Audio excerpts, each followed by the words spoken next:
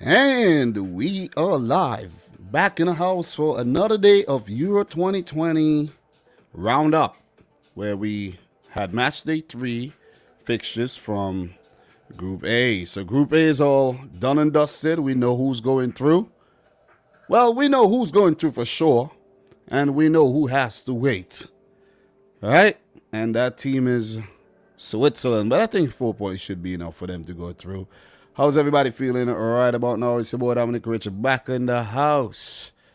Little late, little later than scheduled, but not too late. I scheduled it for 2:45 and it's now 3:15. So a little half hour ain't gonna hurt nobody. Ain't gonna hurt nobody. How's everybody feeling right about now? It's your boy Dominic Rich back in the house, all by his lonesome today, as the wife does not work on Sundays, so I don't have Liam with me. And I could be big and you guys could see my nice Adidas long sleeve jersey. You know what I'm saying? This is fire, man. You know what I mean? You know what I'm saying? And your boy got that bucket hat swag coming back to you. You know? And red stands for danger. You know, this is not to support any specific club. This is just because I like the hat, just so you know. So, guys, Group A. Group A. Let's talk about Group A. Let's do this. Let's talk about Group A, where Italy beat Wales, but both go through. The latest news on the UEFA website. Shaqiri shines as Swiss wins their first match of Euro 2020. And you can see the Italian teams celebrating their longest run. Euro's longest runs. This team has been nothing short of magnificent. There's Euro records and stats, and you have Shaqiri winning the star of the match. And you could take a look at every star of the match here as well, where Shaqiri, he is the latest. And then we have for the Italian game, I don't know who got player of the match for that one, but you could take a look at it right there. It was Federico Chiesa. Yeah, he was pretty bright. One of 8 changes made by Roberto Mancini. So I think he deserves it. So just to warm up a bit, players, stars of the match so far. And we're going to go backwards from Jordan Shaqiri to Federico Chiesa. The Portugal-Germany match, Robin Gosens definitely deserves it. Hungary-France, Laszlo Kleinheiser. Oh man, almost changed my name legally to Laszlo, you know, because Hungary almost pulled off the unthinkable and defeated France. Spain won, Poland won. Jody Alba did not deserve the player of the match. I was shocked that Jody Alba got the player of the match there. I think it should have been Lewandowski, not Jody Alba. They got that one wrong. Sweden won, Slovakia 0. Alexander Isak. Oh man, what a player. What a player. He's definitely moving on from Sociedad this summer. They shouldn't wait. Somebody should sign him. This guy is the real deal. England, Scotland, Billy Gilmour. For some reason, Billy Gilmour always wins man of the match, and I never ever see what he ever does. Seriously, I'm not saying he doesn't play well, but he wins man of the match, and I don't even remember anything that Billy Gilmour did in the game. But for some reason, he always ends up getting man of the match. Sneaky little bastard, Billy. Croatia, Czech Republic 1-1, Luka Modric. Solid performance. I don't know too much about that one, but Netherlands, Austria, Denzel Dumfries. The man has been on fire. You know what I mean? The man has been sizzling in the fryer. Dumfries. You get it? Ukraine 2-0, Macedonia 1, Andrei Yarmolenko. Deserve. Belgium 2, Denmark 1, Romelu Lukaku with the man of the match. Their star of the match. Yeah. Kia had him in his pocket, but since when Kevin De Bruyne came on, switched over to the right, he looked good. Alexei Miranchuk, Russia, star of the match against Finland. Manuel Locatelli, definitely 3-0 win over Switzerland. The man was on fire. And Gareth Bale, 2-0 win over Turkey, definitely star of the match And just to touch on the other ones, Paul Pogba, Cristiano Ronaldo, Victor Lindelof. I don't know how he won star of the match there, but okay, oh well, whatever. Every time Spain play, we're star of the match. I don't know why. Patrick Schick versus Scotland. Raheem, the Dream versus Croatia. Denzel Dumfries, 2 man of the matches. Well, 2 stars of the match, I should say, not man of the match. David Alaba, Romelu Lukaku. Damn, he won 2 as well. Christian Eriksen was given the star of the match after the incident. I didn't even realize that. So that was a classy thing done by UEFA. Definitely classy. Braille Embolo and Leonardo Spinazzola were the other stars of the match. Let's get into today's analysis, and let's get into the group, and let's talk. So Group A is done and dusted, with Italy topping the group with 3 wins in 3, and they become the first ever team at the Euros to win 3 group matches without conceding a single goal. What a goal difference of +7. I don't know if that's going to be overtaken by any other team at the Euros. That's a +7 goal difference, but we shall see. 9 points, perfect. Perfect record. Perfect performances. And Italy, as I said, they're looking like champs already. But the real test comes in the next round. We are going to take a look at who they could possibly meet, and we're going to talk all that good stuff. So stick around. Stick around. Big up to everybody in the chat right now. Make sure you smash the thumbs up button. Someone already hit the dislike button. I don't know what it is. I don't know why you would come in here just to hit. It seems like there's someone just coming here just to hit the dislike button, but it's all good. It's all good. You have a nice day, and I'll try to do the same. So Switzerland coming in third, 4 points with a -1 goal difference. Wales were very lucky not to get their goal difference destroyed by Italy after they went down to 10 men. And Turkey, one of the most, if not the most disappointing team at the tournament, they bow out without a point with only 1 goal scored at a -7 goal difference. They are the inverse of the Italian team. What are you guys saying right now in the chat? We have Chicken Man saying, Dominic, Spain can finally get a win against Slovakia and qualify. It's not going to be that easy. Diego Duran, Italy is good, but have slow back line.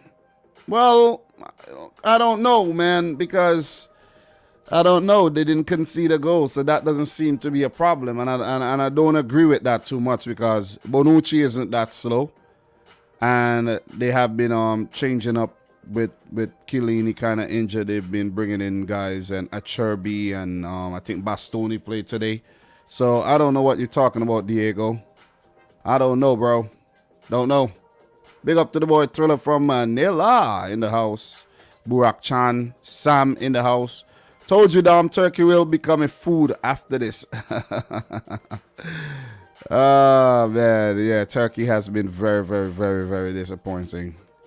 Very disappointing. I can't believe I predicted Turkey to get out their group. They didn't. So what we're going to do, we're going to talk about the Turkey-Switzerland match. And then we're going to move on to the Italy-Wales. And then we'll predict tomorrow's games.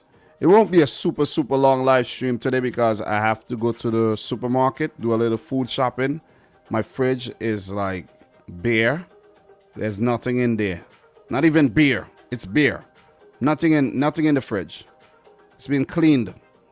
So in this game, Switzerland 3, Turkey 1. Guys, I predicted Turkey to win this game.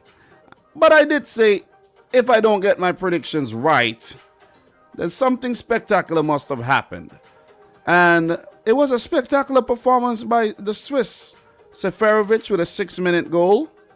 I think it's his first goal at the Euros. And I think this is his 3rd Euros. So he finally got his goal. And Shaqiri with 2 sublime goals. But the 26-minute goal, oh man, that was awesome. Scored with his right foot. And we know he's a left footer. Irfan Cankovici. And we are very familiar with this guy who scored a hat-trick against RB Leipzig. I think it was it last season or recently? I think it was last season. Freaking amazing, man. God damn. Yeah, for Istanbul Başakşehir. Yeah. It was definitely last season. He was on loan from Fenerbahce, I think. And this guy is amazing, and I don't think he has been involved enough. Senol Gunesh, he got it wrong, man. And I've been hearing that he's been making a lot of excuses, talking about how the team is young and the team has a bright future. Listen, I know that, but we are all about that now. We are in a tournament right now. We are in a tournament right now. Listen. We are in a tournament right now. I don't want to hear about no future. I don't want to hear about the past. I want to hear about now, in the tournament.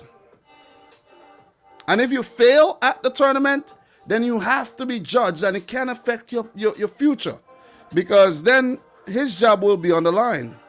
I know he did great things for Turkey in 2002 at the World Cup, where he took them to third place, but some of his selection has been suspect. Very suspect. Like, for example, 2 matches, Burak Yilmaz did not work. I know he's the captain. Drop him. Bring him off the bench. Bring him off the bench if you must. You see what I'm saying? But just persisting with the same bunch of guys all the time, it didn't work, man. Look at that. I'll get into this game, but look at Mert Mulder. That guy Mulder, oh my God. This is the first time he really got to unleash his talent, and it's in this game. So, what a talent, man. I think he does play for Sassuolo in the Italian league. So that guy was on fire today. So guys, we have a situation where I had to watch both games at the same time, where I used my internet from my phone and tethered with the tablet, and it was pretty good. The reception was immaculate, and I was trying to keep up with both games.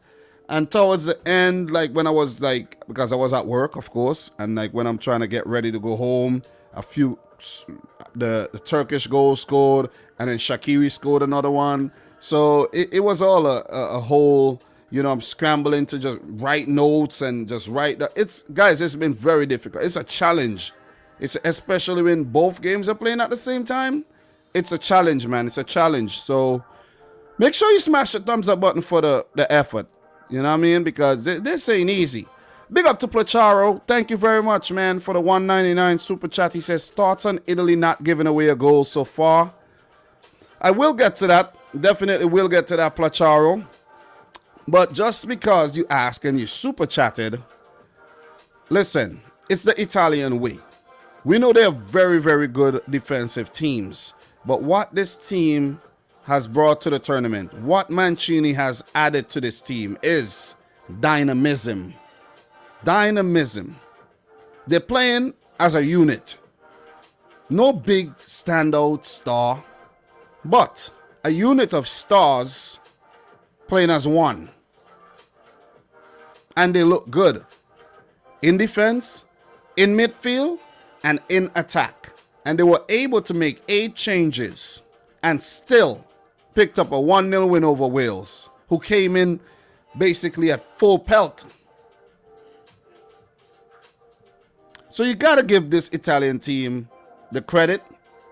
You got to praise the manager, because he knows what he's doing. And you got to praise the team, the squad. The squad is so deep that you could change the whole team. Even the goalkeeper got taken off. The goalkeeper got taken off. I could have got thrown into that game and Italy would have still won the game. Maybe not, but yeah. But thank you very much there, Placharo 2015, for the super chat, $1.99 super chat. And we'll continue talking about the Turkey-Switzerland game. So Turkey came into the match 4th, no points, and Swiss came in 3rd with 1 point, where they picked up a point against Wales in that 1-1 draw.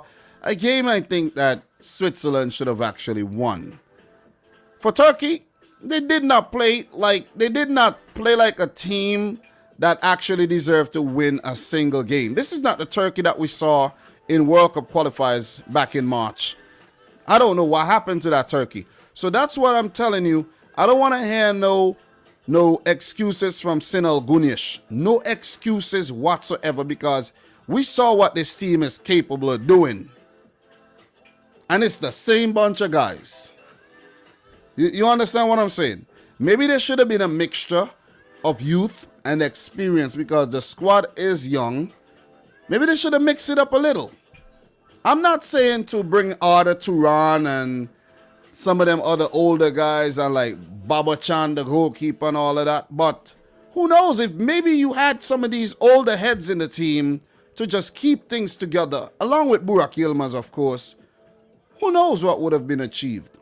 But as Sunil Gunesh says, yeah, this one is for the future because you're out of the tournament and you have to look forward to the next one because it's over for you right now. So Turkey, who were labeled dark horses, and like I said yesterday, the only dark horse they would be riding is a dark horse back to Turkey from Baku. So, well done by the Swiss. So, 2 changes for Switzerland. They brought in Steven Zuba and Sylvain Widmer for Fabian Schär and Kevin Mbabu. Turkey, they made 3 changes. Irfan Cankovic came in. Mert Mulder and Demiral was put back into the 11. Let me just make sure because the last time I messed up that whole Demiral thing. Yeah. So those 3 players came in. One notable absentee is Okay Yokuzlu. And I can't quite pinpoint. Oh, yeah, I think Karaman got left out. Yeah, Karaman, one of the wingers, and the other fullback. I can't remember his name, but he got I think it was god damn, I can't remember his name. He's not important. But he got dropped for Mulder. And this guy Mulder, man, oh my god, he looked really good. But it was a bright start to the game for Turkey. A game which they needed to win by a big margin. And they didn't look like they were going to win this game. They really didn't. And even though they won the game, even if they won the game, they needed to win by about 5-0. And I didn't see Turkey winning 5-0. I did predict them to win 2-1 and still get knocked out because I don't think 3 points with a negative goal difference would have been enough to go through as one of the best third-place teams. So even if they had eliminated Switzerland, they would have basically took Switzerland out of the competition with them. So after a very, very good start by Turkey, though, very good start. They came out the blocks faster than Jamaican sprinters, but it was Switzerland who scored the first goal, and that goal came in the 6th minute through Haris Seferovic. I know Seferovic come under a lot of criticism, but for Benfica, he does put in quite a few goals. But then again, maybe you could say that's the Portuguese league and all of that. But Seferovic finally scored. It was a neat finish to make it 1-0 against a runner play for the Swiss. There was a chance for Turkey in the 16th minute. Saved by Jan Sommer, and that was by Mert Mulder. Brilliant shot saved by Mert Mulder. Just a note, and Jan Sommer, he recently went to Germany. You know, he plays in the German Bundesliga for Borussia Mönchengladbach. And he recently went there because his wife just gave birth to a new baby. So congratulations to Jan Sommer for that baby. And I'll also like to say happy Father's Day to all the fathers in here, man. And you know I'm a father, so I didn't see you guys saying happy Father's Day in the chat. We seem to always forget about the fathers, but it's all good. It is all good, man. So big up to the boy Fabio who says Turkey just didn't turn up. Yeah, they didn't. I think they could have done a lot better though. They showed a lot of promise. People predicted them to come through the group. They never did. It was a disappointing tournament for Turkey. I actually, so Adrian Williams is saying they did dumb. Okay, my bad. Thank you to everyone who's saying happy Father's Day in the chat. Do appreciate that. But I think Turkey could go down as the worst team for Euro 2020. I think even North Macedonia put up a better fight than Turkey, to be honest. So there was a shot in the 23rd minute by Ozan Tufan. These are chances by Turkey and they're not taking them.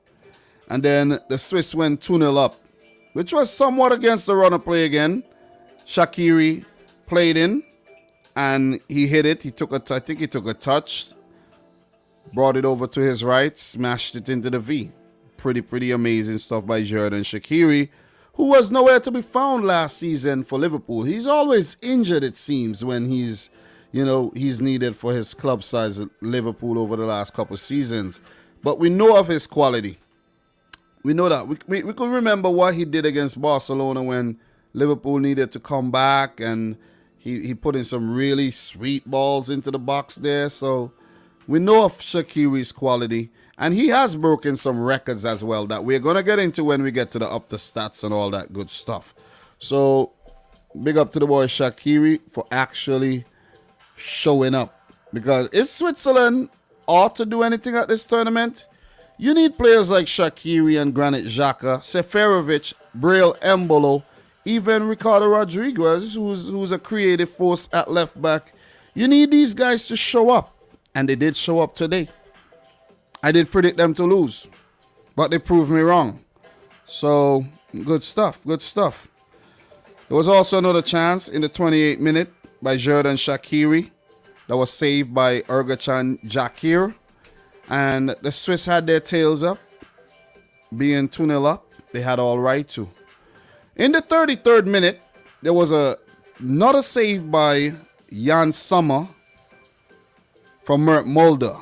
This guy, Mulder, was on fire. Seriously. Listen. He is the breakout star of the tournament for Turkey. If Turkey got to take anything positive from this tournament, it has to be Mert Mulder.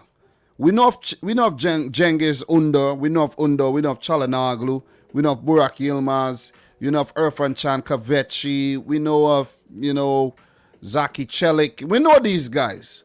We know of Ergachan Shaqiri, the goalkeeper, but not a lot of people knew of Mert Mulder.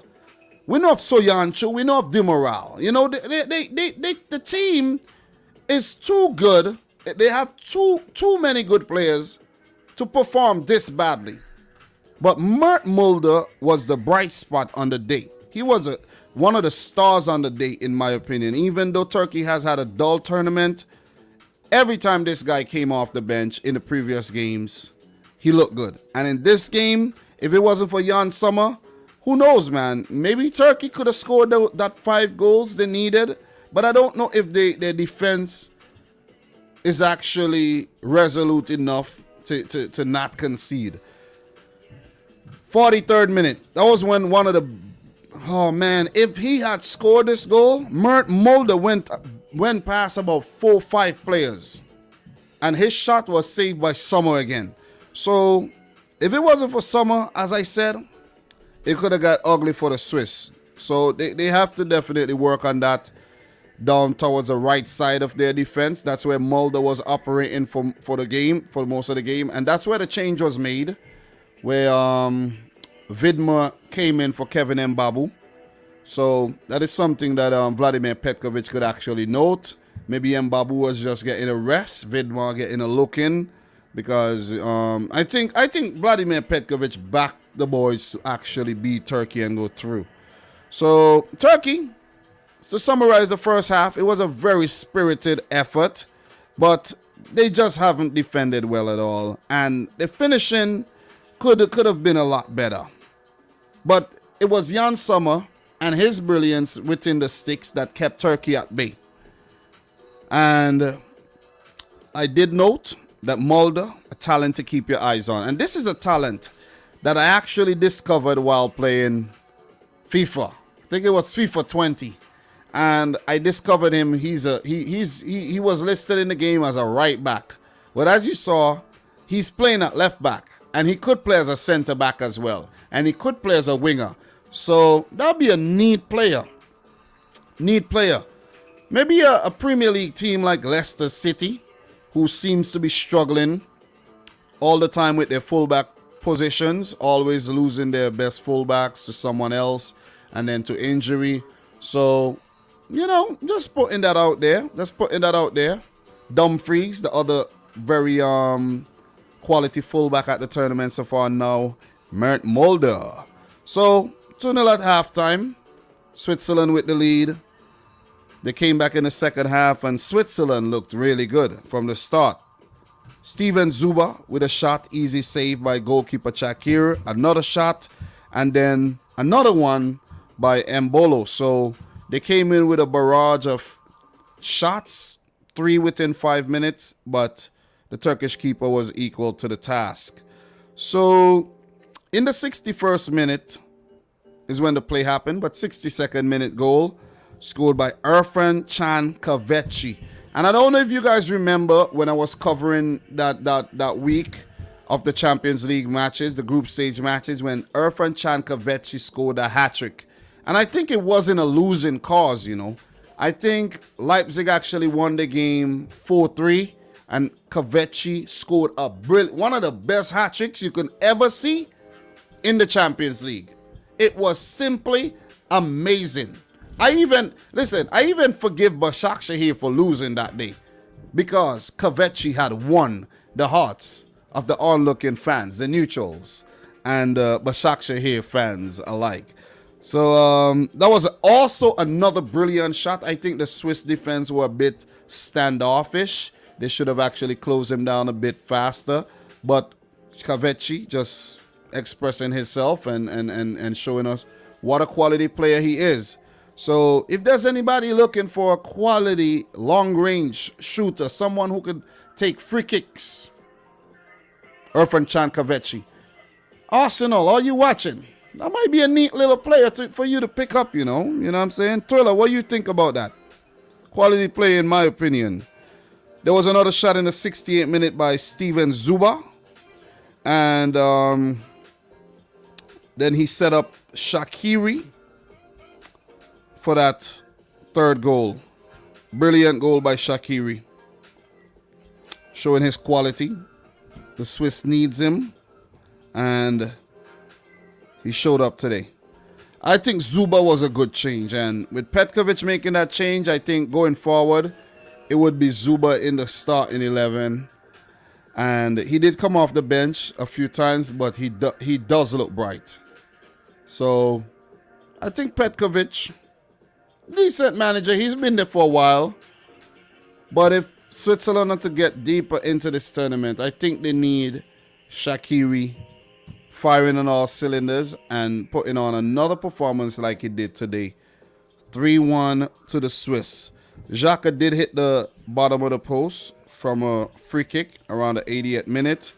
And Turkey tried to get back in the game, but, you know, fizzled out. Switzerland went on to win the game 3-1. And as I said, guys, remember, I was watching 2 games at the same time.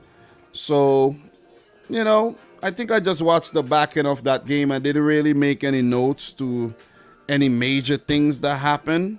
But the Turkish players, when some of them were brought on off the bench, you could see they just look flat. They look really flat. Like, they look dejected. They knew they had got knocked out of the tournament, and they were, yeah, there's nothing to play for, whatever. But for Switzerland, they were still trying to score so that they could end up getting a better goal difference than Wales, who did end up beating them on goal difference. So they did have something to play for. But overall, as I have to reiterate, Turkey, poor tournament, man. They could have done better.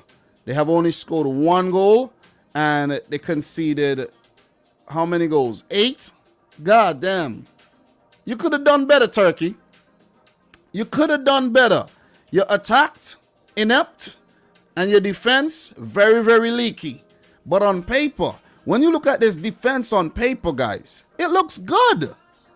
Soyuncu, top-class defender in the Premier League, right? Mary Demiral, plays for Juventus, highly rated. Kaan Ayhan, just ahead of them. Zeki Celik just won the French Ligue 1. And then you Ergachan Chakir, very quality goalkeeper. So it goes back to where we say, you can't really say, yeah, I don't know how he's playing for this club or whatnot. Because when you come and you play for the national team, it's a whole different dynamic. It's a whole different setup. You got a new manager, a different system, and sometimes it throw your game off.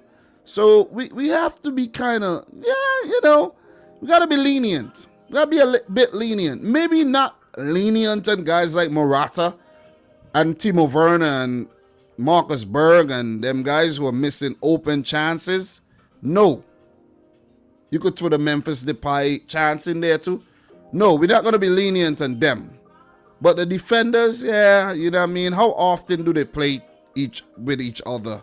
Not very often. You see what I'm saying? So there could be a breakdown in communication and all that, you know what I mean? So, but it was a good performance by the Swiss team at the end of the day, and they would most likely go through to the next round as one of the best third place teams.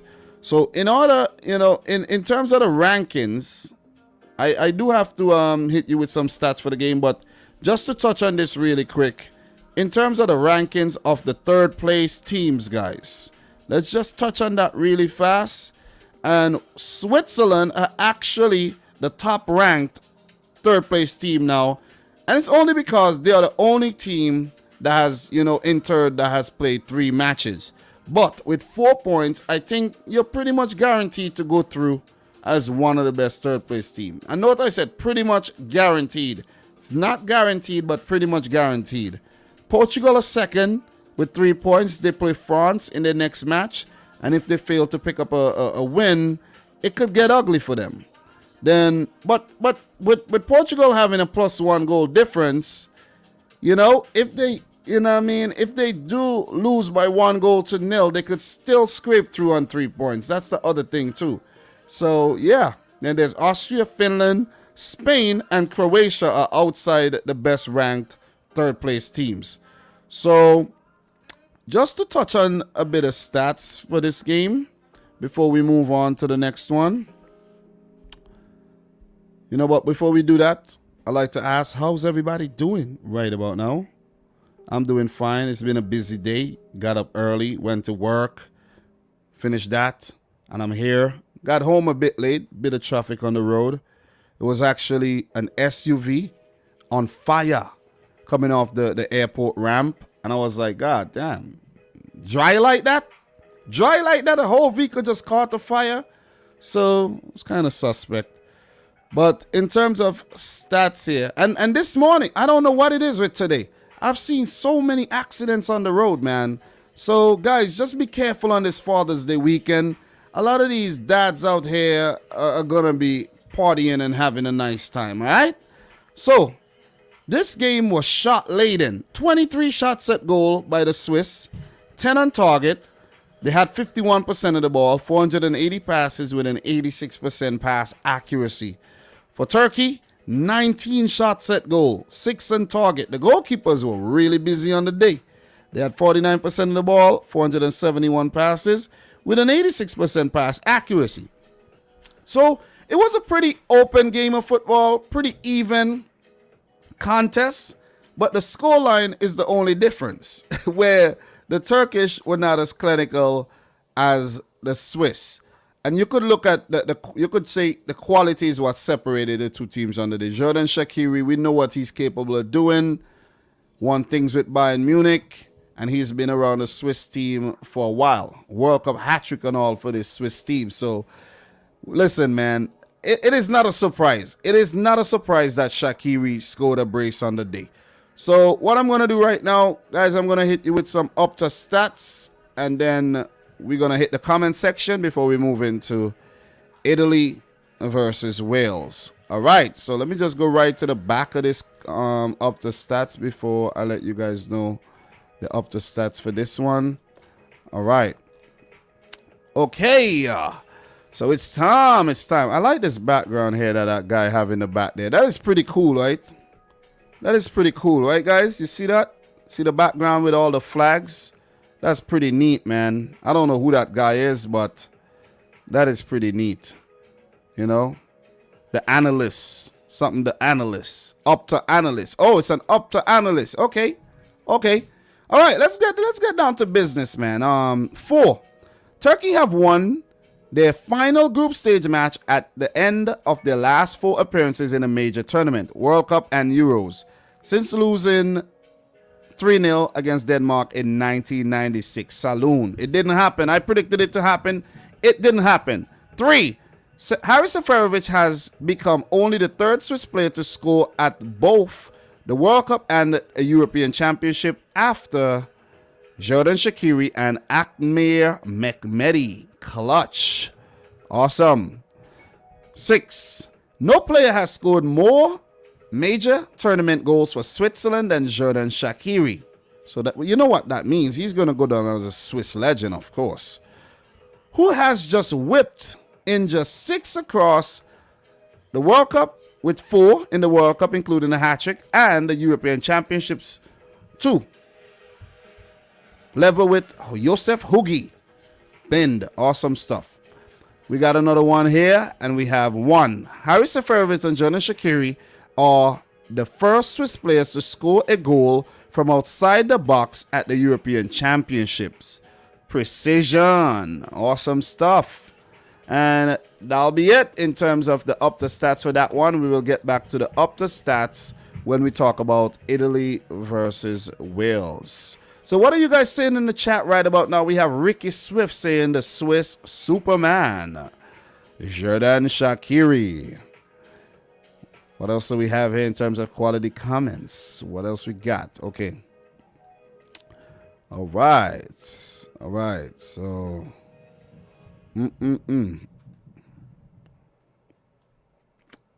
All right. Not seeing anything in here from you guys talking about Switzerland. Why aren't nobody talking about Switzerland though? Why aren't you talking about Switzerland? Big up to 68 State in the house who says, I'm shocked Turkey got a goal in this tourney. Awesome. Sam says, anyone who says Turkey needs to bring Arda Turan back doesn't watch football. That guy is finished now.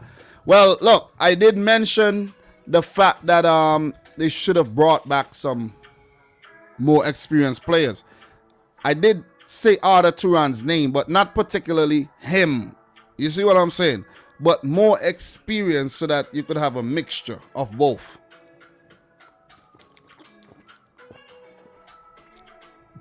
Ever since Arda Turan left Atletico Madrid and chose to go to Barcelona, then that was the biggest mistake he made. He was washed since he put pen to paper to sign that contract. Because remember, Arda at Atletico was money, man. He was money. You see what I'm saying? But when he went to Barca, that's where his career ended. And there was a standoff at Barca as well, where he was still a Barcelona player and they had to send him out on loan all over the place in Turkey. So yeah. Adrian Williams is saying Dumfries and Locatelli gonna get transfers. You also have to keep an eye on that guy Mulder as well. And Sam is also saying Shaqiri at Liverpool isn't as good as Shaqiri with Switzerland because he never played. That's a very good point. But the reason why Shaqiri never plays for Liverpool, he's always freaking injured, man. And I think that's the only reason why he doesn't get more game time at Liverpool. If he was fit, he'll play. He'll play. I think he'll play. Because there's a lot of times when Liverpool need someone to come on and have an effect on the game. And Shaqiri could be that man. But a lot of times, where is he? Injured. Injured. So, guys, what we're going to do, we're going to move on. So, Switzerland finished third in the group. And before we do move on, though, let's just touch on who Switzerland could meet. So, in this group, Italy are confirmed winners in Group A. Wales confirmed runners-up in Group A as well. So just to touch on who Switzerland could play as a third-place team, they could meet the winner of Group B. So let's just go back here. Let's get back to the groups and go up to Group A, and we will talk about who they could meet. So Group B, the winner of Group B could meet third in Group A, D, E, or F. And the reason why it's like that, it's not guaranteed that those teams are going to go through. You see what I'm saying? It is not guaranteed at all. So right about now, combination of matches in the round of 16, 1B, 3A. It's looking likely. That could happen. So who's top in B? Oh my God. Oh man. Switzerland could be looking at Belgium. They could be looking at Belgium. That won't be good at all. That won't be good. But it could be good because I think they're one of the last teams to spank this Belgian team as well. So who knows? Maybe they're looking forward to that one. They could also meet. All right, let's check that. Third in Group A could meet the winner of Group F. All right, let's go down to Group F, the group of death. Oh, man. Switzerland, you could meet either France, Portugal, or Germany, who could all still go on to top Group F. Not Hungary, but oh man, it's not. Oh man, Switzerland, it's looking like the round of 16 could be a ceiling. They would have to play out of their skins to beat one of those teams. They could also meet the winner of Group E, and that'll be the final matchup that could actually happen. So the winner of Group E, all we need to do is scroll up. So they could meet, look, I think they would fancy themselves meeting Sweden. I think Switzerland will be a good clash. And right about now, it is looking like Sweden might, the way Sweden are playing, they might top the group. Or they might draw. Spain could top the group. Slovakia could top the group. So, yeah. Poland cannot top the group ahead of Slovakia. So, oh boy. So, I think they would want the team from Group E. I think Switzerland would want a team from Group E. So that's how it's looking for Switzerland right about now, guys. So we won't linger too much on that, but let me just check the comments and see if there's been any feedback from that information I just shared. All right, so what else I see here? Fatso is saying Shaqiri needs to leave Liverpool and join someone like West Ham or Newcastle, in my opinion. Well, if Shaqiri wants to stay in England and play his football, yeah, he needs to join a club that he is going to play every single game. But remember, he was already at one of those clubs in Stoke City, where he did leave Bayern Munich in search of regular game time. And what happened? What happened to Stoke?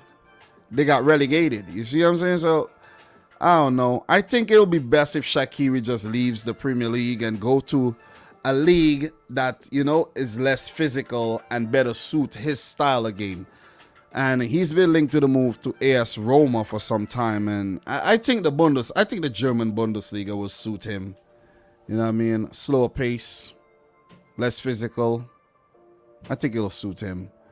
So what else we got here? Fabio is saying Sweden versus Switzerland would be a good matchup. I agree. Definitely. Big up to the boy Giovanni Leone, who has changed his profile picture. You know what I mean? Oh, man. What is going on with you in that profile picture there, Giovanni? What are you doing? Are you posing in front of a mirror taking a selfie? Watch yourself, you know. Watch yourself. Get it? Big up to Thriller, who says Shaqiri is my spirit animal. Why? Because of the height and everything, right? Yeah. Definitely. So we're going to move on to the next game, guys, where we're going to talk about Italia versus Wales. Italy have been very impressive, winning all 3 games without conceding a single goal. And in the final group game, they defeated Wales 1-0. And this came courtesy of a 39-minute goal by Pessina. Do I know his first name? Not really. Don't know his first name. We're going to find that out right now. And his name is Matteo Pessina, 24-year-old man from Atalanta. And remember, I was talking about these Atalanta players yesterday.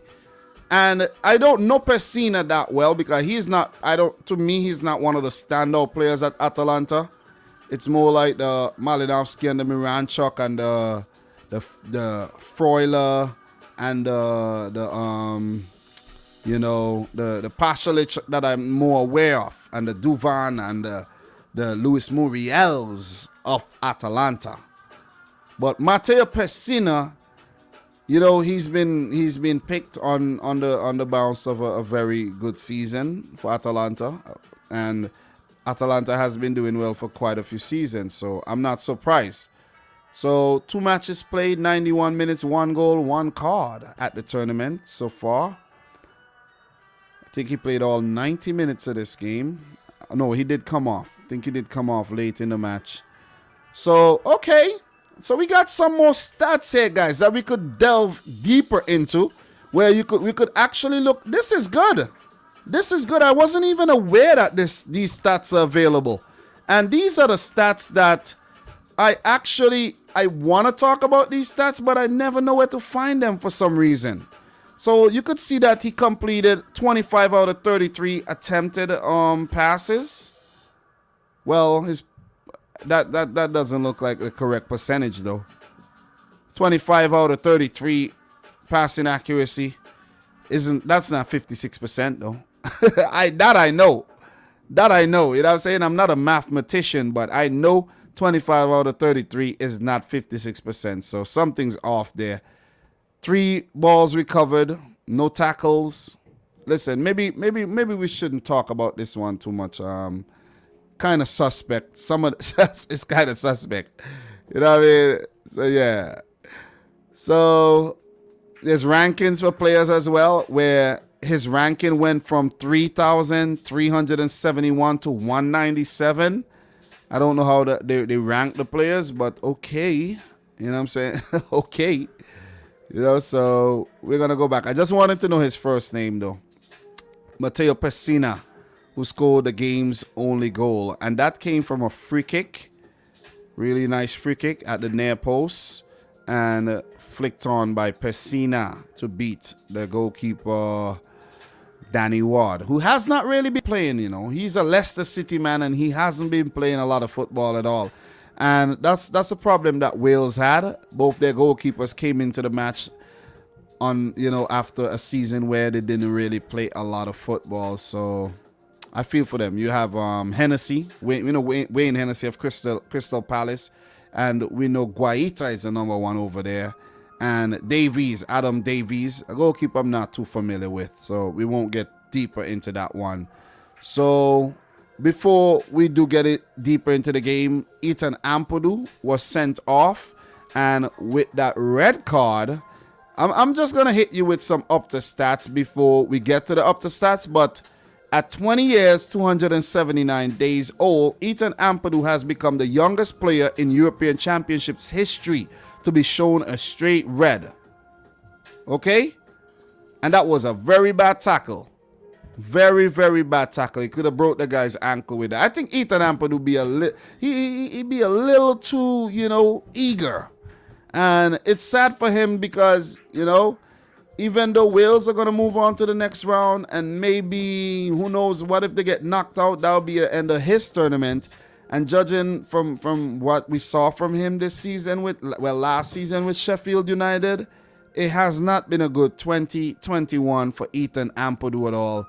The only thing good Ethan Ampadu has done over the last year or two was cut those damn dirty locks he had on top of his head there, to be completely real.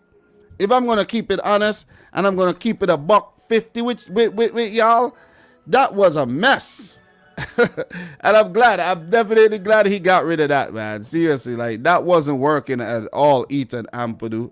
You see what I'm saying? So, thank God he cut his hair.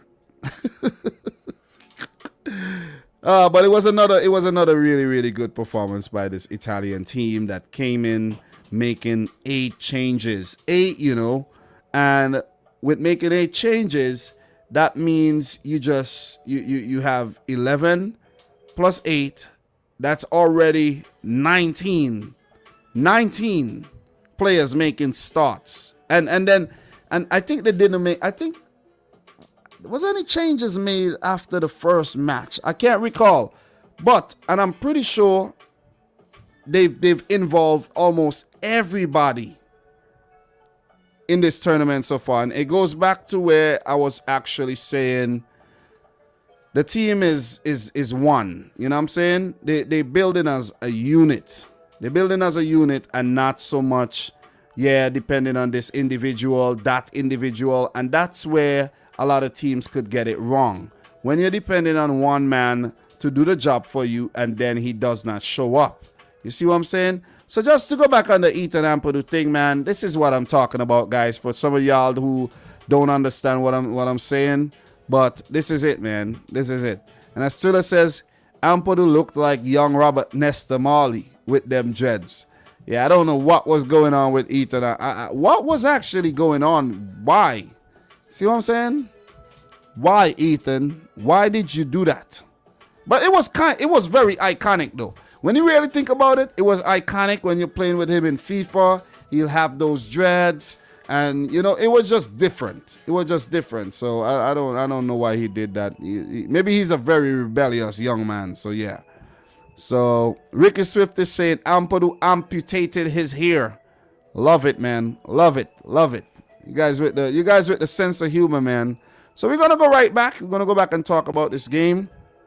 And as I mentioned, guys, remember, I was watching both games at the same time. You know what I mean? So it was a challenge, writing down all the notable things and making note of who came in for who.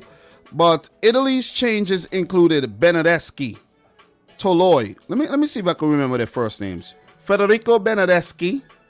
Sorry, guys, we got a scam likely call coming in right now, so I have to just press decline on that one before we move on. But sorry there, but let's go back. Federico Chiesa did come into, but Federico Benedeschi, Rafael Toloi, Federico Chiesa, Andrea Bellotti, and Marco Verratti, Matteo Pessina, Bastoni. I don't know his first name. What the hell is his first name? So Alessandro Bastoni, who's only 22 years old. So listen, man, listen. Get your shopping carts ready. Get your shopping carts ready, because there's quality defenders out there in Italy, and you know, they're young and they're ready to join your team. Man United, are you listening? Tottenham, are you listening? Sign them up. You might win something. There's also Emerson Palmieri. He was brought in, and that was 8 changes. Just before I forget to mention, I just want to touch on the subs. And I want to go back. There's not much to talk about in this game, guys. There's not really much in terms of details during the game to really talk about. I will touch on some of those just now. But just to talk up this Italian team here. 8 changes, right? With only Jorginho, Bonucci, and there's another player who actually the goalkeeper. Donnarumma, Bonucci, and Jorginho were the only guys who came from the last game there against the Swiss.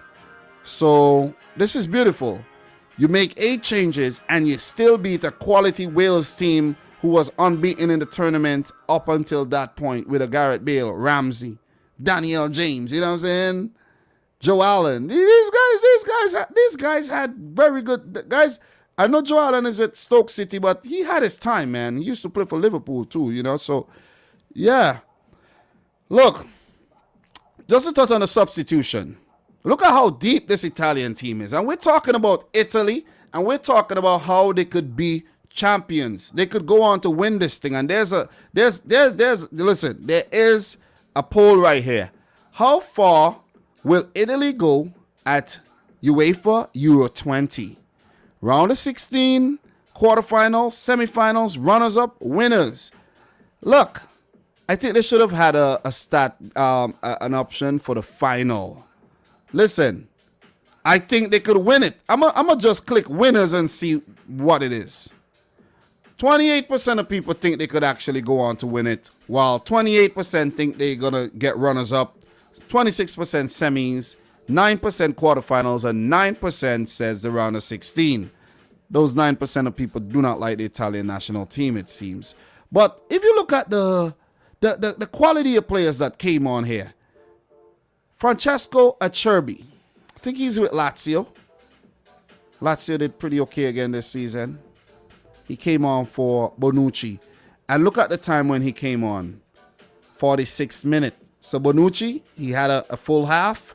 Rest up for the round of 16. Acerbi, you come in, you get your gears oiled up in case we need you.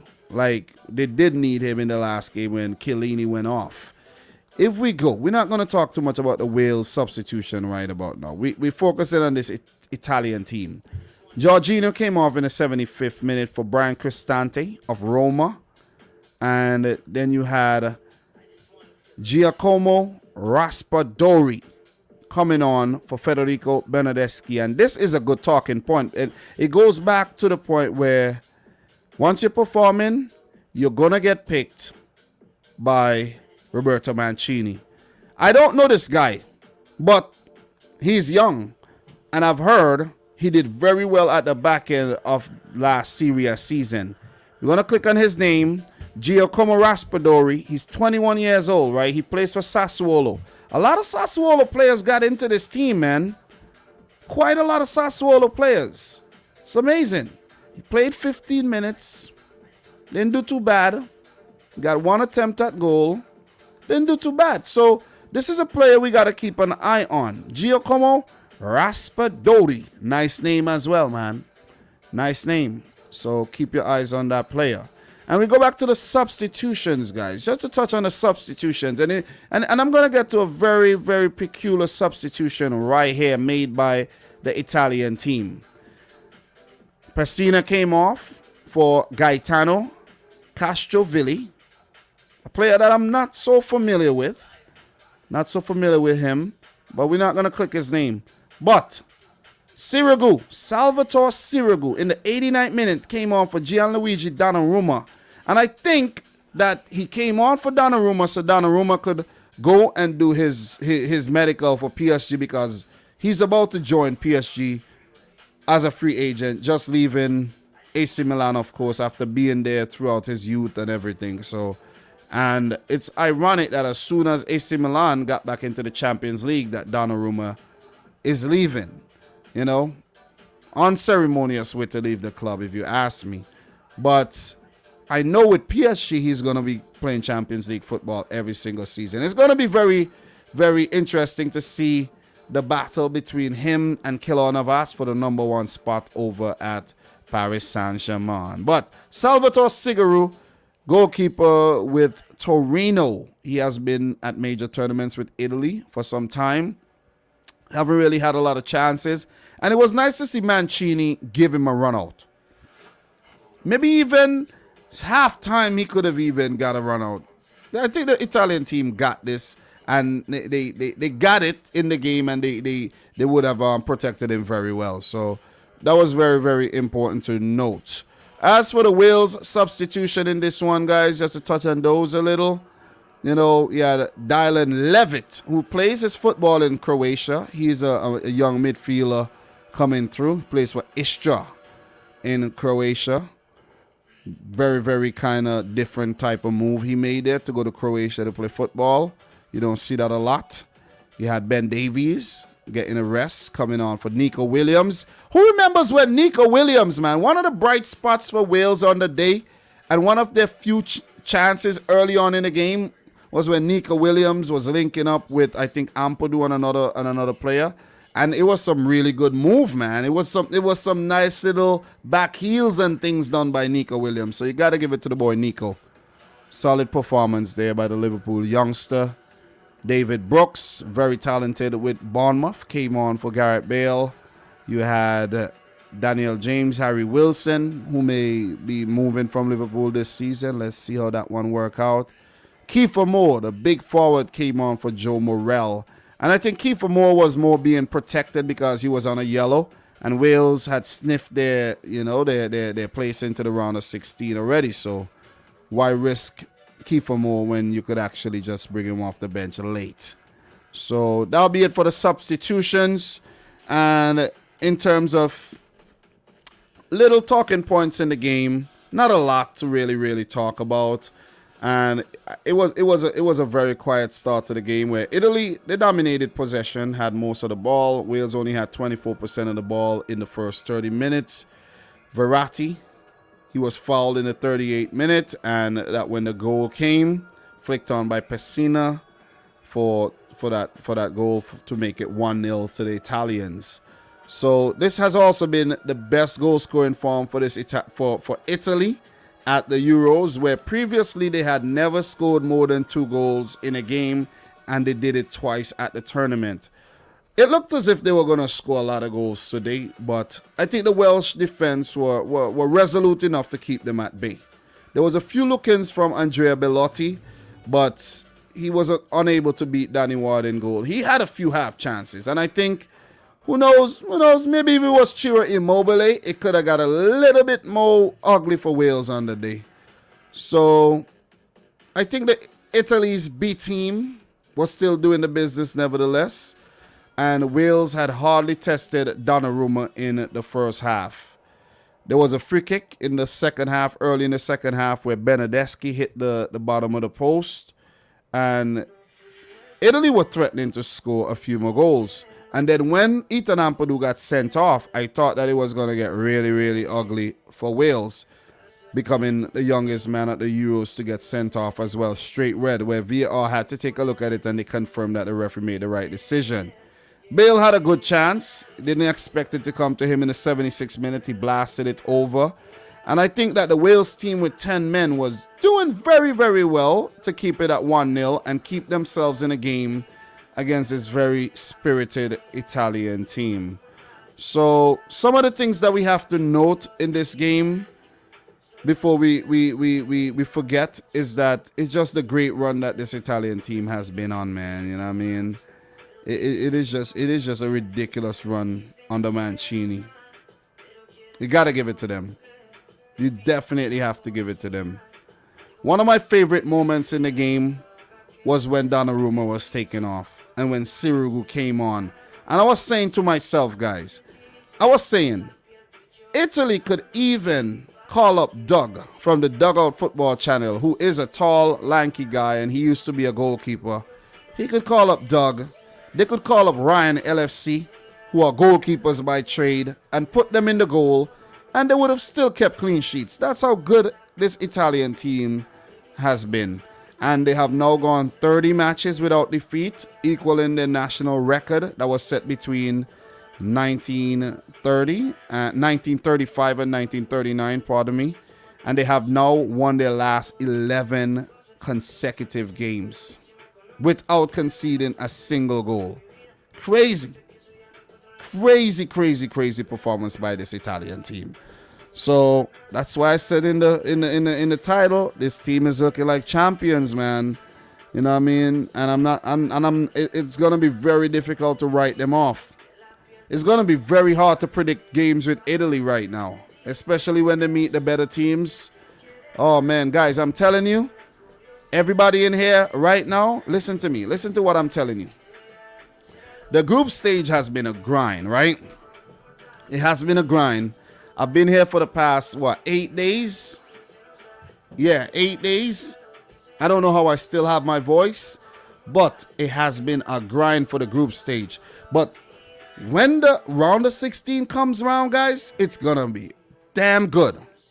Remember, I told you this. It is going to be damn good. These matchups that we're going to get in the round of 16, they're going to be tasty, delicious, and very mouth-watering.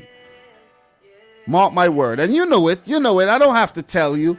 You know it. You know what it is. You know what it is. You know what it is. It's going to be good. It is going to be good. So, it's worth it. And it's a lesson. It's a life lesson. Do the hard work. Do all the hard work in the group stages. And then the rewards would come deeper into the tournament. The hype would come deeper into the tournament. And I can't wait for the round of 16 because it's going to get easier to cover these matches as well, where we might only have 2 matches a day instead of 4 and 3. You see what I'm saying? And I haven't even checked the schedule for the round of 16 yet. I think it starts on Saturday. Yeah, we're going to have 2 games, but they're going to have staggered kickoff times, which is very good.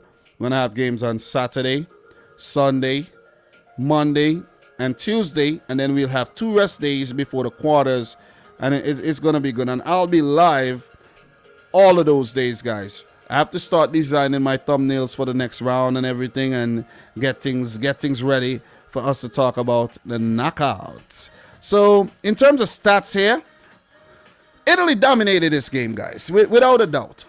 I think Wales were very lucky not to lose by about 5. Because with Italy, 23 shots at goal, 6 on target, 70% of the ball, 594 passes with a 91% pass accuracy. God damn. These are some very good stats. Comparing to Wales, 3 shots at goal, 1 on target, 30% of the ball, 263 passes with a 75% pass accuracy. The game had 26 fouls, 14 and 12 apiece. Complete performance by the Italian team. Oh, pardon me, by the Italian B team. Simply amazing. What I'm going to do, I'm going to hit you with some up-to stats to further put the icing on the cake here. And then we'll get into some, some comments, and then we'll predict tomorrow's games and call it a day.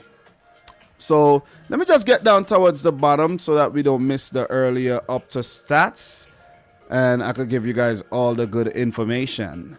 All right, so 2013, Italy haven't lost a competitive match that they've scored in since June of 2013 against Brazil in the Confederations Cup, winning 39 and drawing 12 times from such matches since then. Unbreakable. So you hear that? Competitive matches that they scored in. So once they score and it's a competitive game, the stat says that they go on to not lose, which is crazy, which is simply ridiculous when you think about it. I already touched this one. Ethan Ampadu, who got sent off, has become the youngest player in European Championships history to be shown a straight red, age 20 years, 279 days. Studs. Well, younger players may have been shown red cards, but maybe 2 yellows and not a straight red. And some may say he did not deserve a straight red too.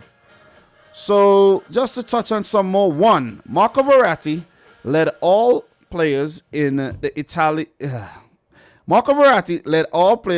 Italy versus Wales match for touches, 136 touches.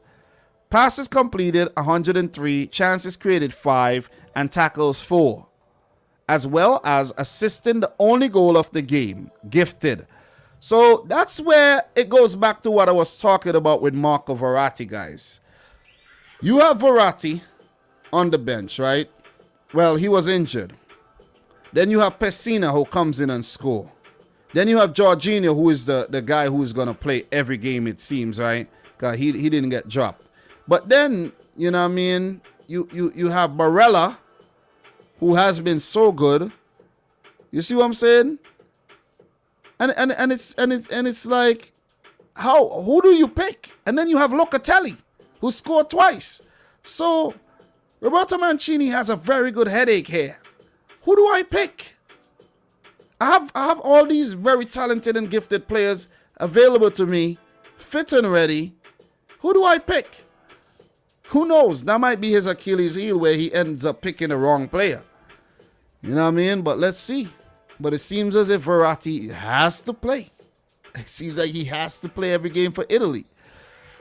30. Italy have now equaled their best unbeaten run. 30 straight games without defeat between 1935 and 1939 under Vittorio Pozzo. Unstoppable. I should say Pozzo, not Pozzo. Pozzo. Great stuff, man. And now Mancini has equaled that record. And if he goes on to not lose the round of 16 match, then he will become well, we could say one of the most successful managers in Italian history. One of. He won't be the most because he hasn't won a World Cup. You get what I'm saying? So that'll be it in terms of the up to stats for that match. Not much on Wales, but we are not talking biology right now, and we're not talking National Geographic, so we won't get into talking too much about whales and the whaling laws and harpoons and all these type of things. You know what I'm saying? So yeah, so that'll be it in terms of me talking about these games from Group A. Group A is wrapped up, and what I'm gonna do, I'm just gonna go back. We're gonna go back to Group A. And we're going to just discuss who Italy could meet, who Wales could meet. And then we're going to move into predicting tomorrow's matches. So Wales, well, let's talk about Wales first. Wales second in Group A. So the team coming in second in Group A will play the runner-up from Group B. It is that simple. So Wales would meet, I think, one of Russia, Finland, or Denmark. Which means Wales have a path to the semis. Not the semis, the quarters. Would it be Denmark? Would it be Finland? Would it be Russia? For Denmark, they have to destroy Russia. They have a negative goal difference.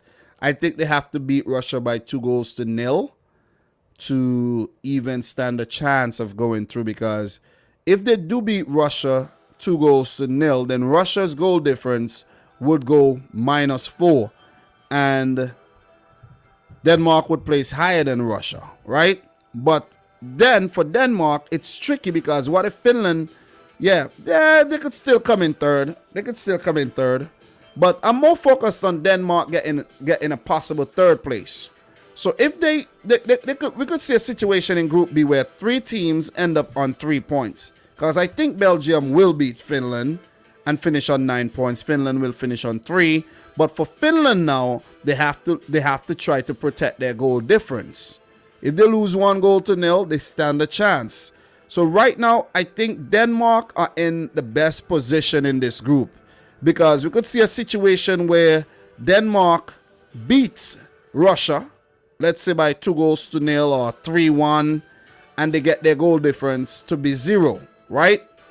So if they get their goal difference to go up to 0, it means they would come in second in the group, which would leave Finland third with a better goal difference. No, Finland actually lost to Russia. So Russia would be third and Finland will be last in the group. But with Russia's goal difference, it won't help them to be one of those best third place teams. You see what I'm saying? So Finland would actually, if Finland and Russia finish on 3 points apiece, right? Even though Finland would have a better goal difference, or they might end up getting a better goal difference, the fact that Russia beat Finland and head-to-head is the first decider, that Russia would get third. But it may not help Russia. It may actually be better for Finland to get third if another team from this group is going to go through, if you understand what I'm saying. So, runner-up from Group B, it could be Russia, it could be Finland, or it could be Denmark. And I think Wales, they would fancy any one of these teams right now, because a Denmark without Christian Eriksen is like a venomous snake without venom, basically. You could say they're like a belt, basically. Basically. You know what I mean? So I think Wales could get to the quarterfinals. They have been quite impressive. Very, very impressive. In terms of Italy, though, they would play the runner-up from Group C. The runner-up from Group C. Which means they will play one of Ukraine or Austria. Macedonia, they cannot go through. Ukraine or Austria. Guys, Italy are through. Listen, I'm going to call it right now. Italy are going through to the quarters. This one is a bit easy. It's a bit easy. It is a bit easy. I don't want to, listen, I don't want to underestimate Ukraine. I don't want to underestimate Austria. But Italy are loving that. They are loving what they're seeing right there. They're loving it. They're absolutely loving that. Okay, so Jen Monami is saying, no, Russia will be ahead of Denmark even with the loss. How would Russia be ahead of Denmark with the loss? Jen Monami, explain that to me. Explain that to me. I've just explained that head-to-head would be the decider. Head-to-head. Not goal difference. Head-to-head. Let me go back to the table here, just so that I don't confuse anybody. Let's go back to the table here. If Denmark beats Russia, look, they play Russia. Denmark play Russia. If Denmark beat Russia, even if they end up on the same amount of points, the fact that they beat them, they go ahead of them regardless to the goal difference. the fact that Finland beat Denmark, Denmark now finishes behind Finland. Right? This. Wait. This group is gonna get deeper than head to head. This group could get deeper than head to head. That's what I'm saying. This is weird. This one is weird. This one is weird indeed. This one is weird, guys. We got a weird one. We got a weird one on our hands, guys. We got a weird one on our hands because according to the rules, right, it's head to head, right? So if Denmark beats Russia and get on 3 points, they automatically has to go ahead of Russia. But then Russia goes ahead of Finland because they beat Finland, but Finland goes ahead of Denmark because they beat Denmark. So then you have a three-way lock in terms of the head-to-head, and it will go to the second decider, which will be goal difference. That's what it has to be. It has to be that. It has to be that. It has to be goal difference. Goal difference is going to separate the Group B second, third, and fourth. It has to be that. It has to be. Let me see what I'm going to do right now, guys. Since it's a little confusing, let's check the latest. And let's see if they have an update here. Let's see if they have an update. Who's through and who can join? They should have an update. Updated Sunday, June 21st, June 2021. Let me take a sip of water. I'm feeling something in my throat right now.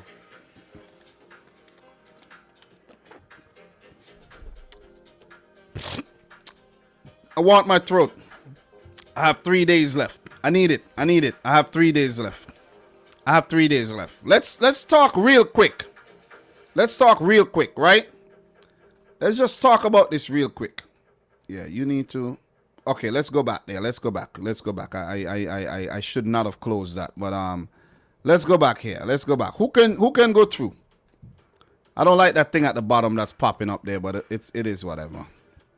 I don't know why it's popping up there, but whatever.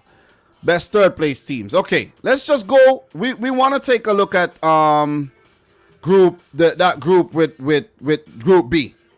Belgium. Let's take a look at Group B, right? Belgium are through and will top the group with a draw. This is what it is. Russia will be through with a win or a draw if Finland fail to beat Belgium. Right? A win or a draw if Finland failed to beat Belgium. Finland will be through with a win or a draw if Russia lose to Denmark. You see how complicated this thing is? It's too complicated. Denmark can finish second if they beat Russia, and Finland, okay. This is what I'm looking for. This is exactly what I'm looking for here. Denmark can finish second if they beat Russia and Finland lose against Belgium. But it will all depend on the goals scored in these two matches, which means goal difference. If Belgium, Russia, and Finland all finish on 6 points ahead of Denmark on 0, they will be split on goal difference from matches between the three teams through all. Between the three teams, though, all will advance at least as a best third place team. In that scenario, if Finland beat Belgium by 1 or 2 goals and Russia win, the order will be Belgium, Finland, and Russia. Even if Russia already beat Finland. So you see what I'm telling you guys? It is goal difference. This group is a very, very tricky group, and it's a very complicated group in terms of the separators from who's going to go through and who's not going through.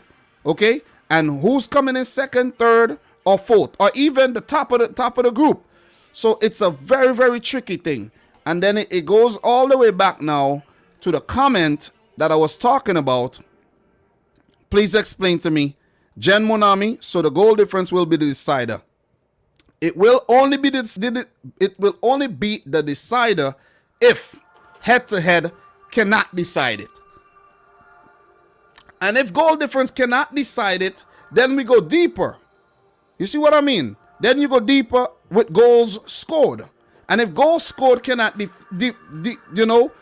cannot determine who goes through, then it goes down to disciplinary points on yellow and red and all that. That is why yesterday it was important that we went through. We went through that whole thing yesterday. So some people may have left the stream. They may have thought that this is boring, this is too long, whatever. But it is very important that we go through these things. And now we understand how each team can go through a lot better. You see what I mean? I absolutely hate when I'm talking about something and I don't understand it. And I'm like guessing and I'm live. Not like I could actually go and edit out something. I'm live. You already seen it. It's already happening. So it is very important to understand the competition that you're covering and that you're talking about. You see what I mean? So let me see. Raiden Uchiha.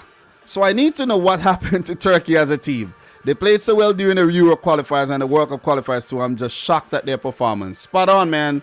Listen, Robert Rodriguez said, Turkey got cooked this tournament. Thanksgiving for everyone. Early Thanksgiving, baby. Early Thanksgiving. Roasted turkey. Early Thanksgiving. Big up to Decolard in the house. How you doing? Big up to 68 States. Says, I remember when Japan went through in the World Cup on disciplinary. You see? They were above Senegal, I believe. And yes, and it was because of a silly yellow card that the Senegalese player picked up. They could have gone through. They could have gone through. And happy Father's Day to everybody in the chat. You got Robert Rodriguez saying happy Father's Day to you, Dom, and to all the dads here and out there. And definitely happy Father's Day to everybody. Because I am a father of 3, man. You know what I'm saying? I have a lot of kids. 3 is a lot. 3 is quite a lot. So guys, what we're gonna do in the next, let's say, I need to get out. I need to go food shopping pretty soon. So what we're gonna do, we're gonna talk about the games that's coming up tomorrow, and I'm gonna give you my predictions. We have games from Groups B and Group C. Remember yesterday we almost predicted these games. That was funny. That was funny. I almost skipped the games that were played today. But we have games in Group B between Russia and Denmark. You see, we were just talking about that group. So Russia versus Denmark. And, oh, man, this is going to be really, really tricky. This is going to be tricky. This is going to be good. And then we have Finland against Belgium. This is more like a preview. I'll let you know the head-to-head. I'll let you know my thoughts and how each team has been playing at the tournament so far before I let you know my predictions. But I want to write them down. So that's what I'm doing right about now. You know, just expressing a little bit of penmanship right now. You know what I'm saying? So in Group C, we have North Macedonia playing against Netherlands, who are already through as winners of the group. So we expect the Dutch to change all 11 players. I expect them to make 11 changes because it would be inconsequential. The only thing that could be hurt from them losing or drawing is their FIFA rankings. But I don't think they would actually care. Because they won't care. They won't really care about that. And Ukraine play Austria in a decider for who comes in second. And it will be very important because it means it determines who you play in the next round. So you can't play around with that one too much. So what we're going to do, big up to everybody in the house. Make sure you guys smash the thumbs up button. Let's get the stream up to 100. Thumbs up. We have 148. Just dropped to 138 people.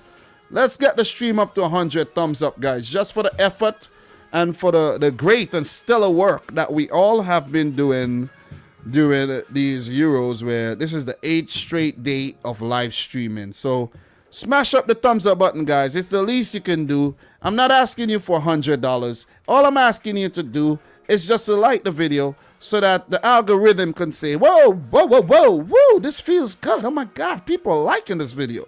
You see what I'm saying? So just smash it up. And if you're in here and you did dislike the video, just gently caress and undo that dislike. All right? Appreciate that.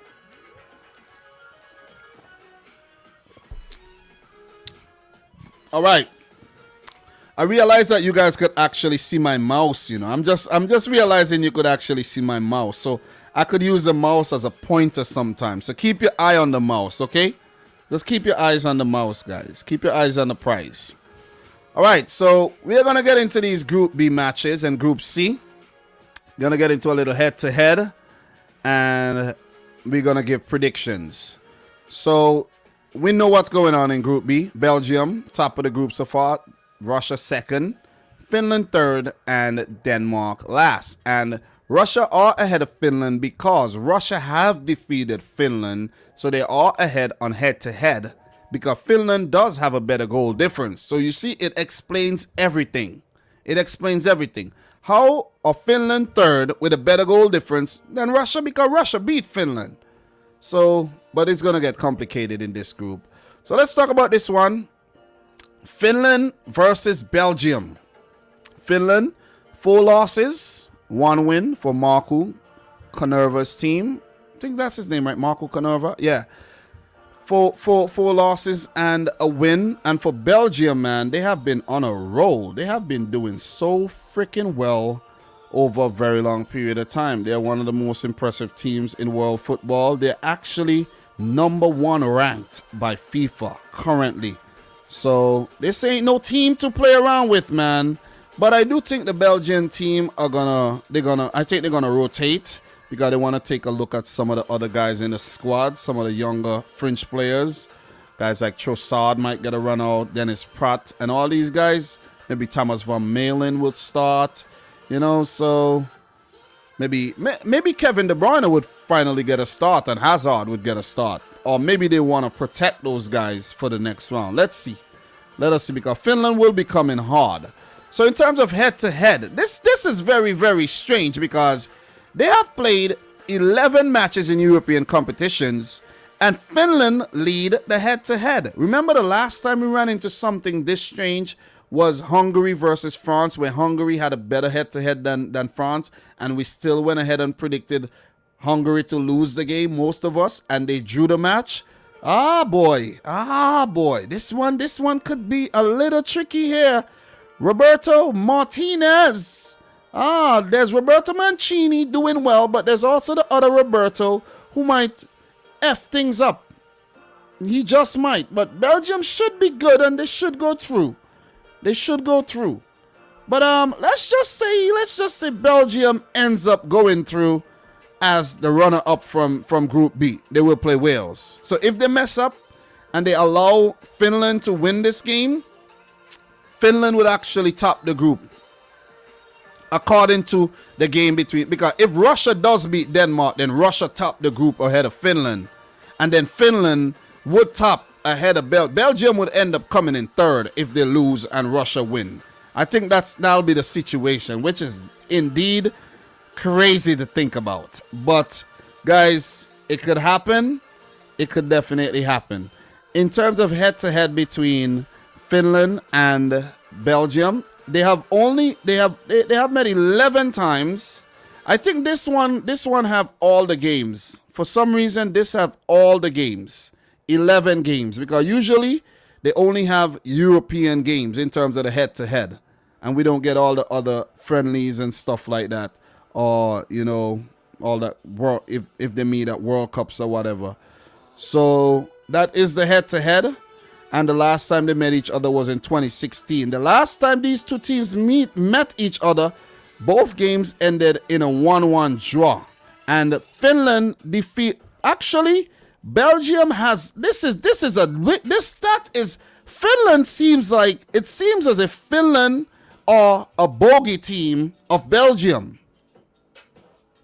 Belgium has not defeated Finland since 1968, where they did so twice in World Cup qualifiers group stages.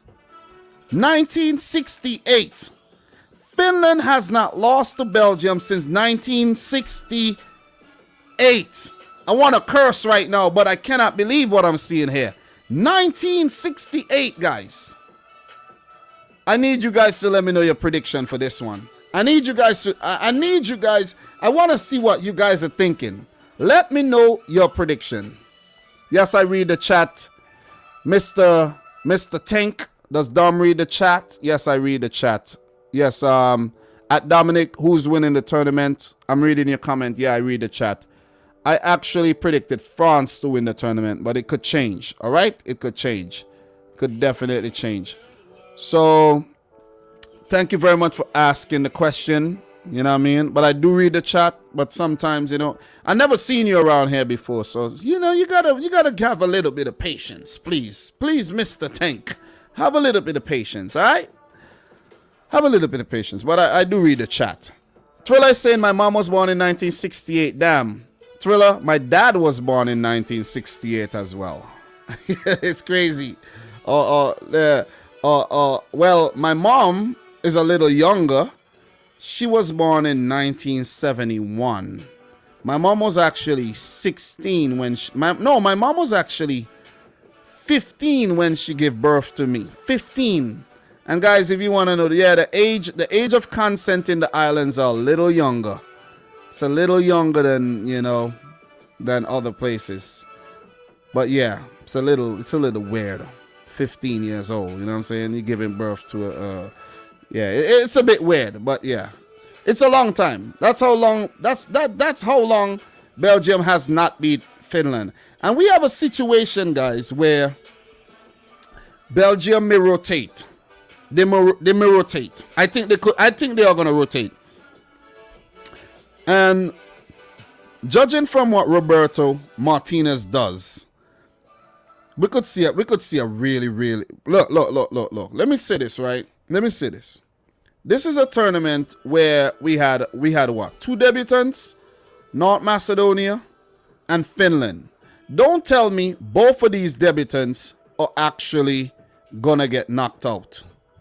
Don't tell me that. All right? Don't tell me that they're gonna get knocked out. I think Alderweireld and Vertonghen are gonna get rested because Vertonghen is 34 years old, Alderweireld 32, and guys, I'm 34 years old, and I know how it feels to be running up and down. I don't want to be running up and down all the time. These guys are going to get rested, and this might be the Achilles heel for this Belgian team. We might see a defense of Dedrick Boyata, Jason Denayer, and Thomas Vermaelen. I think that could actually happen, right? Witzel might get a run out for him to, you know, stretch his legs. But then you may see players like Hans Vanaken getting a run out. Nasser Chadley, who we haven't seen yet, really. Leandro Trossard, guys like Jeremy Doku. Mishi Bashuayi is at the tournament. Christian Benteke is at the tournament. We could see these guys get a run out and Belgium draw the game. A draw would make Belgium top the group, right? Belgium would go on to top the group. But a draw would actually eliminate. A draw could eliminate. A draw could eliminate Denmark. Because even if Denmark win, their goal difference right now is like so messed up. You know what I'm saying? That even if they win, they would need to win big. And let's just go back to the table real quick. Let's just go back to the table. Group B table. Denmark has a -2 goal difference. They would need to win by 2 goals or more to make their goal difference go up to 0 and for them to stand a chance to come in as one of the best third place teams by beating Russia. So if Finland draw, they would play second. Russia would actually place last because Denmark beat Russia, and Denmark would stand a chance of going through as one of the best third place teams. This one is too effing hard to call. It is too hard. Because something is telling me, like, look, logic is saying play a strong team against Finland, because Finland, as we saw, they're not pushovers. Russia were only able to beat them by 1-0, and Finland beat Denmark. Even though they were shattered from the Christian Eriksen situation, it doesn't matter. They still beat them, right? Still got a victory.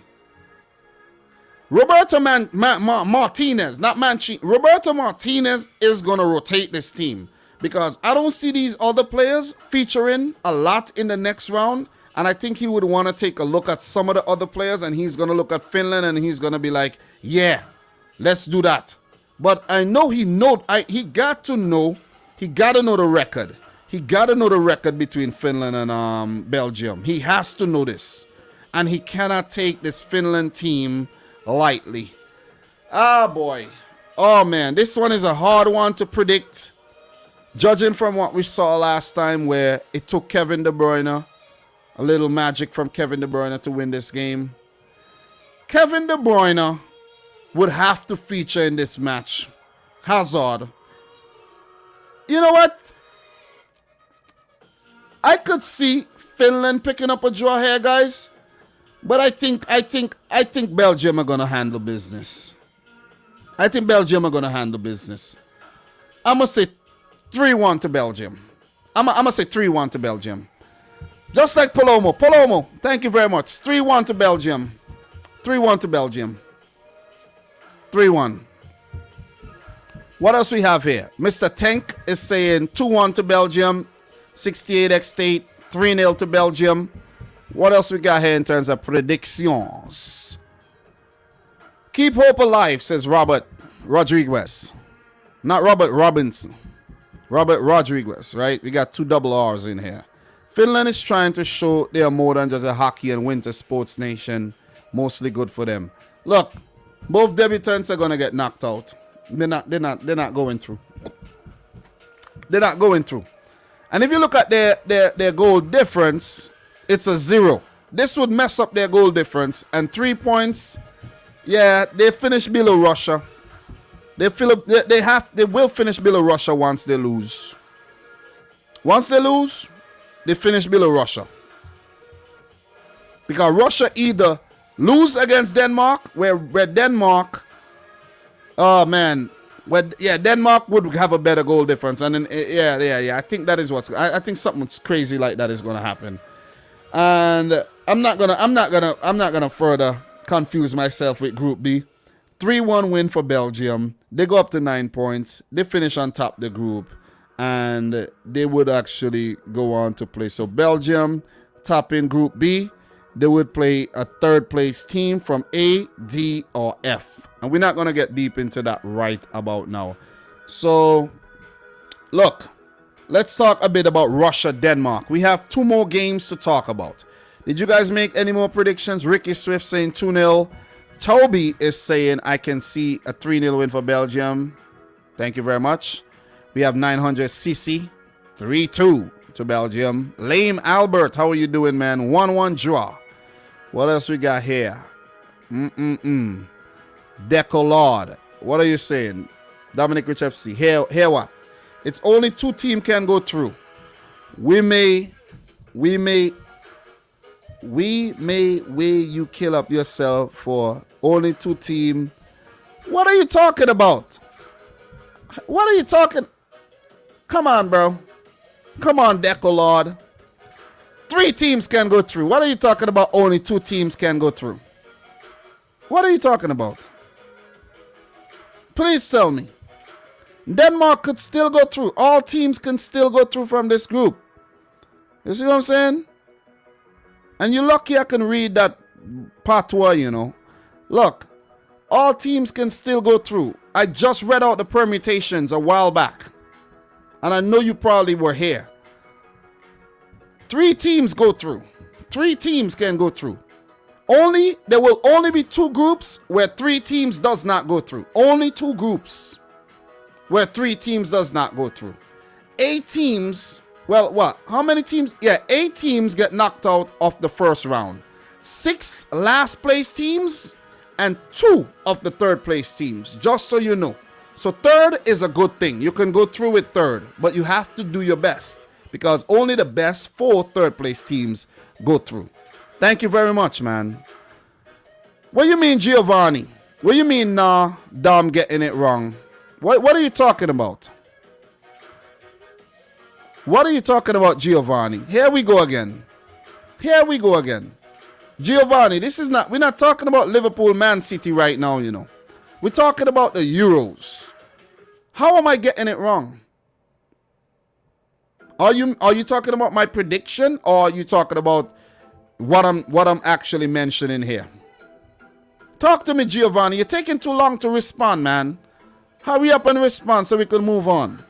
Hurry up. Since you want to talk, respond. Let me hear what you got to say. Talk to me.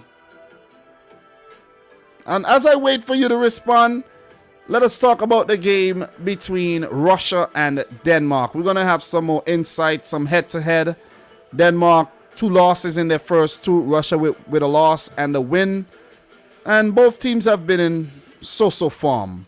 In terms of European head-to-head, Russia have beaten Denmark in the only game they have played in European competitions. So that's not good for Denmark at all, man. But what's good for Denmark is that the game will be played in Copenhagen, which is a good thing. That is a very good thing. Russia has been playing their games in St. Petersburg, but this match, the last time I checked, this match will be played in Copenhagen. Yeah, and the Finland-Belgium game will be played over in St. Petersburg. So Denmark will have home advantage, and this would be the last chance for Denmark to stake their claim and get through to the round of 16. Let's say Denmark beats Russia 1-0. It won't be good enough for Denmark to actually go through, because then when you factor in, let's say Denmark beat Russia 1-0 and then Finland lose to Belgium, then Russia would be the team coming in second in the group because of head-to-head, because of goal difference.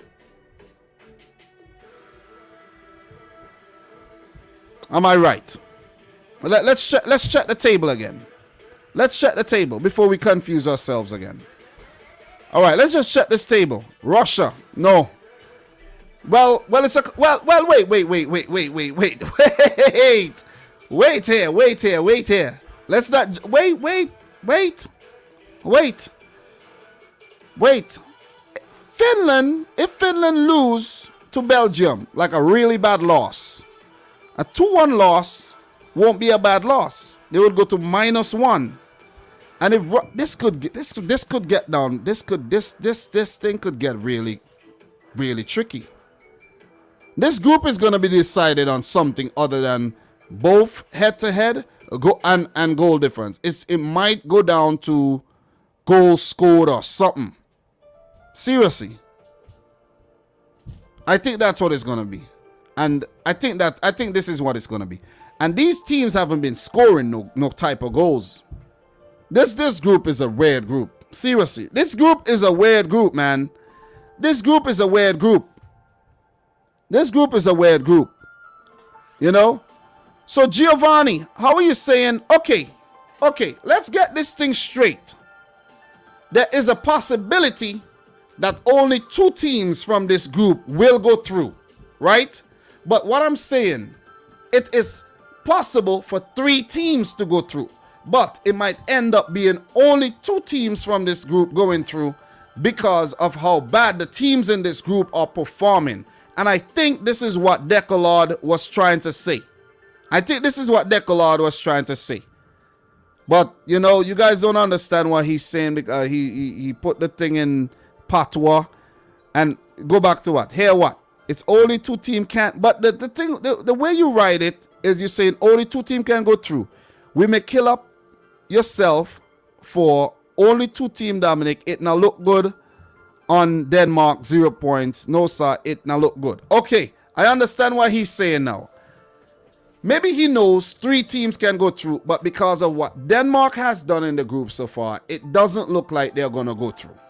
I think that's what it is. We have clarified that. We have cleared that up. I think that's what you're trying to say, right? And I think that is what Giovanni is trying to say. Giovanni, man, listen, man. My prediction is, listen, let me tell you something. Giovanni. This is not, listen, we're not talking club football where you're going to get up in your feelings and other people are going to get up in their feelings. We're talking some international football. We're talking about a tournament where I'm a neutral. I could care less who win this tournament. I don't have a team at this tournament. You're acting like if Liverpool are in the tournament. That's how you are behaving. You guys are acting like if, I don't, what you said does this. We don't know what's going to happen. It's international football. You don't have to be emotional and criticize my prediction. My prediction is only an opinion. If you're going to sit there and argue about my opinion, come on. You see what I'm saying? Now is not time to judge. Now is not time to be judging people on what they predict. Okay? And now you're saying in this group, only 2 teams going through, not 3. This is what you say. This is how you say, in my opinion, in this group, in Group B, you say, in my opinion, in Group B, only 2 teams are going through and not 3. You don't just come out and say, only 2 teams going, because now you're trying to say that you're coming off wrong. You're saying that only 2 teams can go through when it's still a possibility that 3 teams can go through, because we don't know what else is going to happen in the other groups. Teams might get destroyed in the other groups, and then you know what are you going to say then? Group B is very complicated. That's all we're going to say. And right now, all 4 teams are still alive. And that's the best way we could put that. That's the best way we could put that, man. You know what I mean? That's the best way we could put that. So I don't know why you guys are getting all in your feelings about what I predict. It's not about what I predict. It's a discussion between you and I. That's why I'm bringing people's name up, and that's why I'm mentioning people's name. It's not about who I think. It's not Liverpool and Man City where you're going to get mad at me because I predict City to smash Liverpool or something. It's a freaking international tournament. God damn, none of us were even born in any of these countries, Giovanni. Calm down and relax yourself. You guys get a little too carried away sometimes. Some of y'all. You know what I mean? Come on, man. Let's take it easy here. You feel me? Take it easy. But all of you guys who have to go and study, thank you very much for coming through, man. Appreciate that. You see what I'm saying? Man's taking their time and coming out here to break down and analyze the Euros, and you coming out here with some type of personal vendetta about what I predict and what I don't predict and all of that. Like, come on, man. I ain't got no time for that. Ain't got no time for that right about now, Mr. Giovanni. Seriously, ain't got no time for that. You getting me pissed off already here. See what I'm saying? Like Russia versus Denmark here, man. 1 European game, Russia with the win. 2-0 over Denmark. It ain't looking good for Denmark at all. We know that. We know it ain't looking good for Denmark. But, you know, Christian Eriksen, man, my heart goes out to Christian Eriksen. I hope, you know, he comes back on the field and we could see him put one in the V from the free kick or something. This is the only game that Denmark and Russia has ever played in their history. One match. And Russia does inherit games from the USSR, the former Soviet Union. One match. That was in 2012. This is kind of strange. Man. That game was a home game for Denmark, and they lost it 2-0. Is there anybody left back from that game, you may ask? Well, for Denmark, we had Nicholas Bentner up top. Oh boy. We have Romedal, Krohn Daly. I know some of these names. We had I think this is Simon Paulsen. I don't think that is Yusuf Paulsen's dad. His dad died. Simon Paulsen. I think Simon Paulsen was the first black guy to ever play for Denmark. We had Bielan and Simon Kjær. So Simon Kjær is the only survivor from the last time Denmark played Russia. And there's another guy by the name of look, let me see something. Yeah. There was Joris Okore. Remember that guy? Remember that black guy that played for Denmark as well? But I think Paulsen was the first black guy to ever play for Denmark.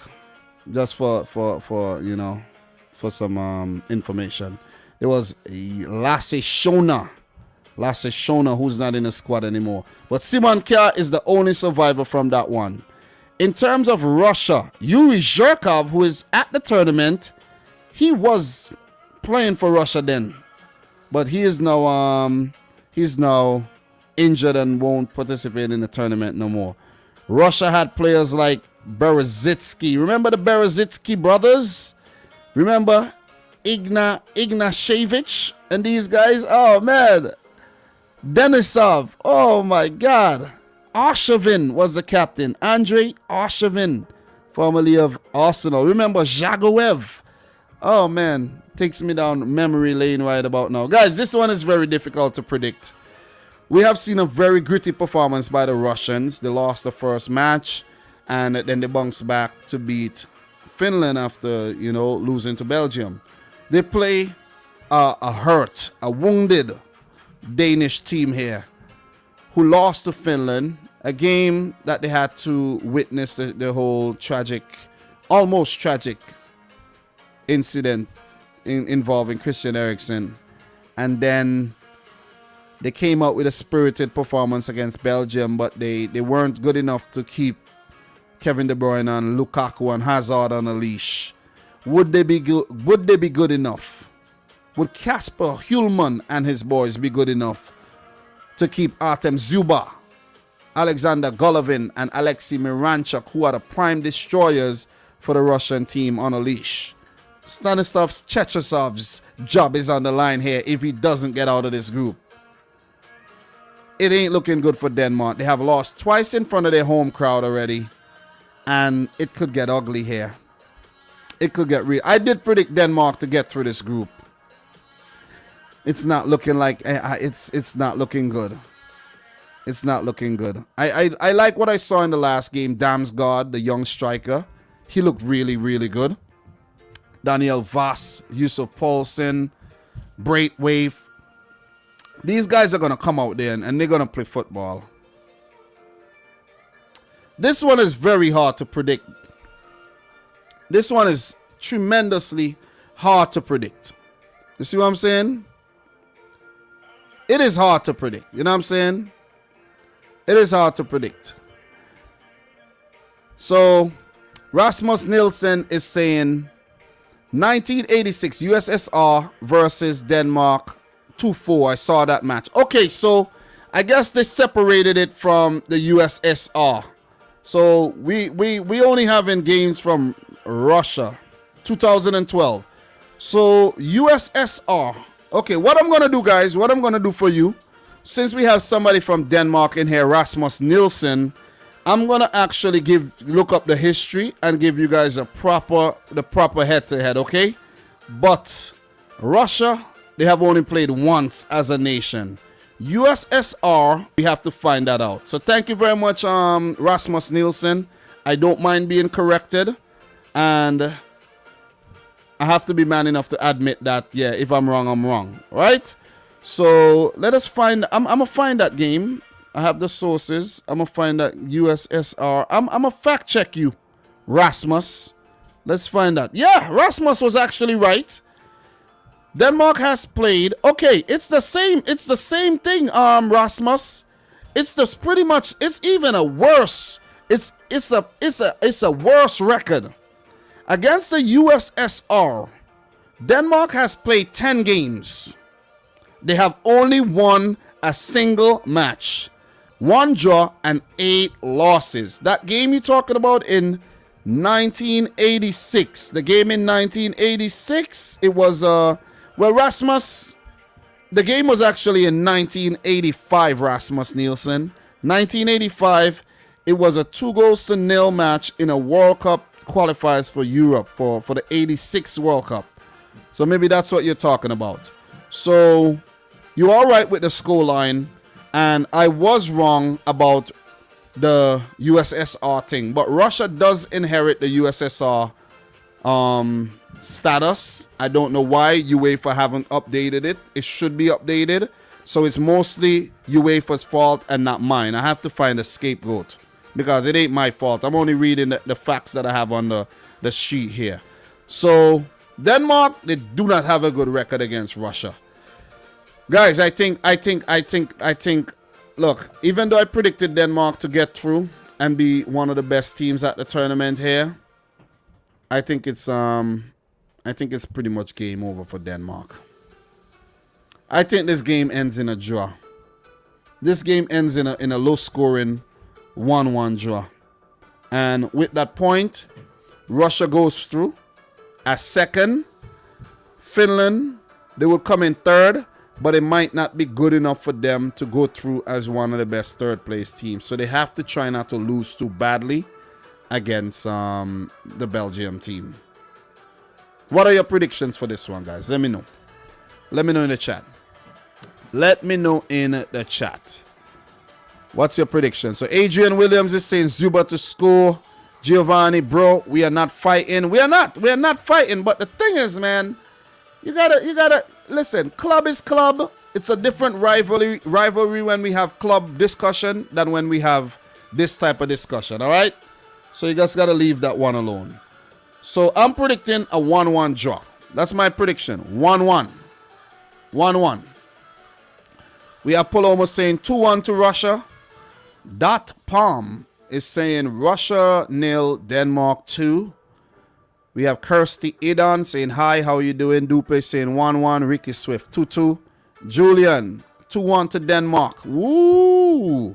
Cesar, Russia 2, Denmark 0. Skeleton Champion 2-1 to Russia. Thank you very much for those predictions. We have Robert saying 2-1 to Russia.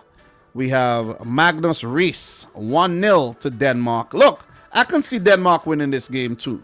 But a 1-0 win might not it might not be enough. It might go down to goal difference. It might go down to goal difference with a 1-0 win, in my opinion. And if it does go down to goal difference and Finland doesn't lose too badly against Belgium, it may favor Finland. This group is too damn tricky, man. We're gonna move on to listen.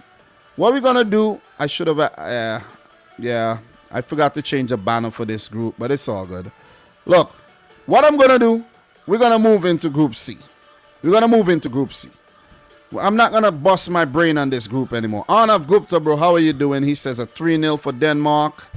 And we have Aina saying 3-0 to Denmark as well. CFC Gem 1-0 to Russia. What else we got here? So we have Julian 2-1 to Denmark. That'll be it. That'll be it. And we are gonna move on to the next group, which is Group C. All right, Group C. So let's talk about the game between Netherlands and North Macedonia first, where these teams have met 4 times previously. Netherlands winning 2 games ended in draws. North Macedonia without any wins. So that has actually been the head-to-head here.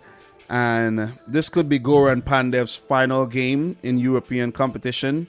Well, not European competition, but Euros, the Euros, because he will take part in World Cup qualifiers, I think. Because I doubt Goran Pandev is going to actually retire right now. But what a legend, right? What a legend.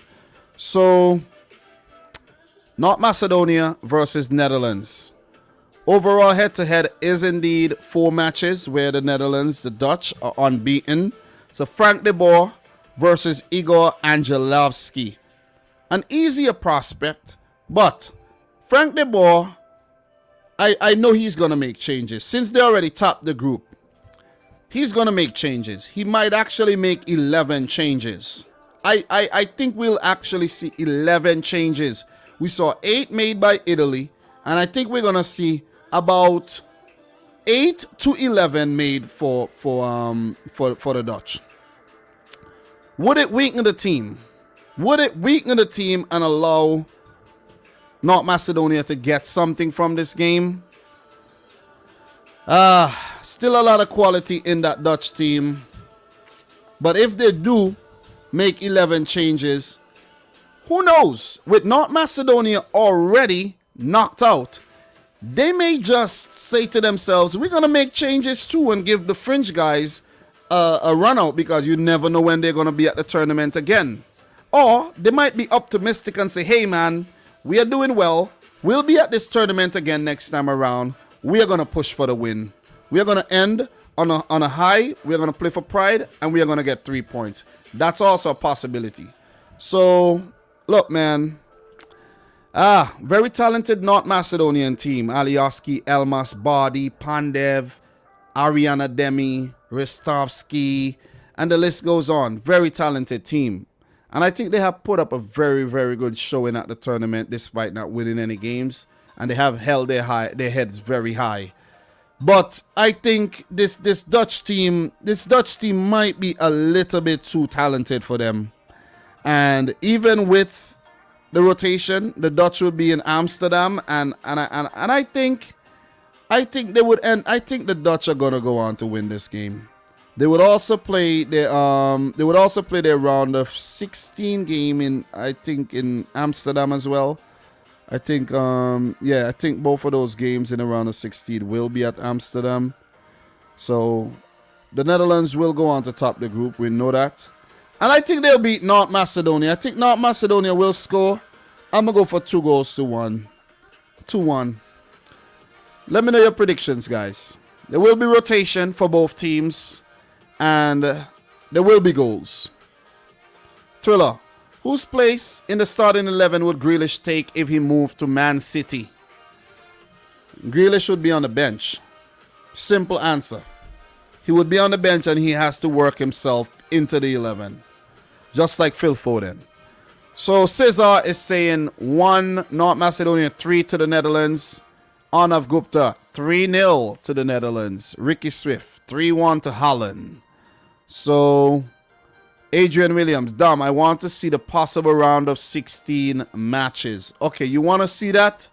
Well, I could do that. I could do that if you want to see that. So I could do that. I'm just using my laptop to actually talk about those and not to actually bring it up on the screen.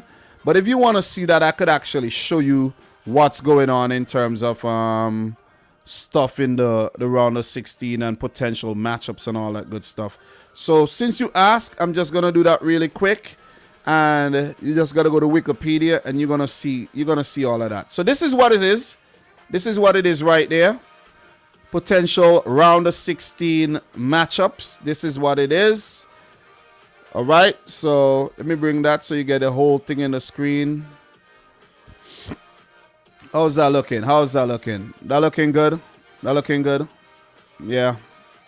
Yeah, that looking good. That looking good. That looking good. So that's the whole thing right there, guys. That's the whole thing where the winner of Group B play third in A, D, E, or F. That's it right there. That is it right there. That's the possible matchups. That's the brackets. And that's who's in the brackets already. Wales, Netherlands, and Italy are in the brackets. And these are the possible matchups. All right. If you want to see, I know you'll want it on the screen for a little bit longer. So what I'll do, I'll just leave it there and I'll read out a few predictions. So Mr. Gamer here is saying 3-0 to Netherlands. Julian, 3-1 to Holland. Paul Pronk, 3-1 to Holland. Paul Pronk also says the boss said only 2 changes. Ooh. Ooh. It's a good thing I went with a win for the Dutch, right? Yeah, I think they'll win the game. I think they win the game. I think Dumfries should be given a break. Give Dumfries a break. And give Daley Blind, not Danny Blind, that's his dad. Give Daley Blind a break because he's been struggling with injuries as well. So Zachary, big up to the boy Zachary Leahy, who's saying after this tourney, wouldn't be shocked if North Macedonia gets a win somehow. Yeah, they've been an up and up team. Polo Just is saying Macedonia 1, the Netherlands 0. God damn it. What else we have here in terms of predictions? Mr. Offensive Fullback 1 to North Macedonia. Pandev to score. Adrian Williams 4-1 to the Netherlands. Dupe 3-1 to the Netherlands. What else we got here? Ooh-hoo-hoo-hoo. All right, cool.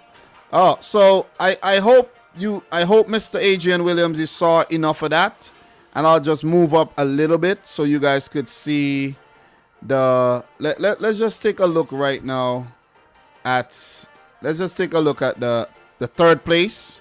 This is the third place teams, guys.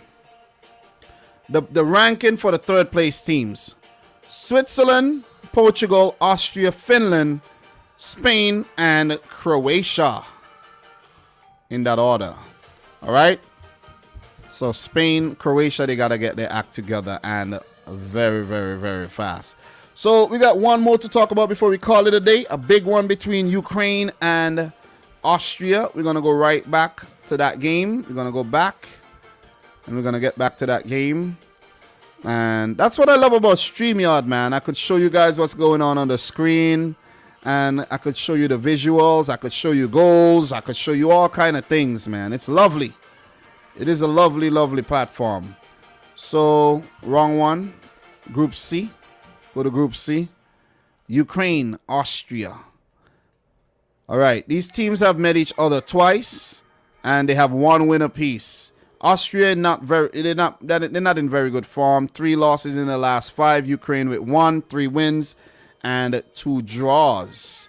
And this is a very difficult one to predict. But, you know, on form, you would fancy Ukraine, where they fought back very, very, very well. You know what I mean? And they almost came back and get a point against the Dutch. They could have even won that game. So Yarmolenko and the boy Yaremchuk. You gotta keep an eyes on keep both eyes on those guys, because they've been on absolute fire lately. So this one is a very difficult one to predict in terms of the overall head-to-head between Ukraine and Austria. You don't go back too far, because, you know, Ukraine became an independent nation, I think, back in the 90s when the Soviet Union broke up, and they only first met in 2011 and 2012 in international friendlies. So I think that UEFA had gone ahead and kind of updated the real head-to-head, because we were getting some kind of dodgy head-to-head previously. So I think these guys are making changes, and they're not really too sure what they're doing. Remember, it's a human being behind what's going on this website too. So Andrei Shevchenko versus Franco Foda. Listen, I am convinced that Franco Foda does not know what he's doing, especially with persisting with David Alaba as a center back. You are the manager. You say, hey, Alaba, I have other center backs who are capable. You would be more valuable in an attacking position, maybe as a left wing back. You understand? Or even as an attacking midfielder, because he's been deployed as an attacking midfielder before. And I don't know what Franco Foda is doing. And I think if he goes in with Alaba at center back, they're losing the game. Because this Ukrainian team, they are very, very talented. I know their only Achilles heel might be the youthfulness of the squad. But apart from that, they do have a mixture of youth with experience. Apart from the youthful zest of the defense, I think they're a very, very dangerous team. And when I say youthful, you know, you have Zabani at the back there, who plays for Dynamo Kiev. He's only 18 years old. You see what I'm saying? You have Popov, who's 22 years old. You have Mikolenko, the left back, who's 22 years old. So these guys are very, very young. They're very young. And he's been playing a lot of the youngsters. So the team has a lot of experience in there, but he has been going in with a lot of youthful players. This Ukrainian team, I think, are making it to the next round. I predicted them to make the next round. I'm going to go for Ukraine to win the game. And I'm going to go for... I'm going to say 2-1. Austria does have a goal in them. I'm going to say 2-1 as well. I'm going to say 2-1. Yaremchuk definitely on the score sheet. And maybe both Yaremchuk and Yarmolenko score again.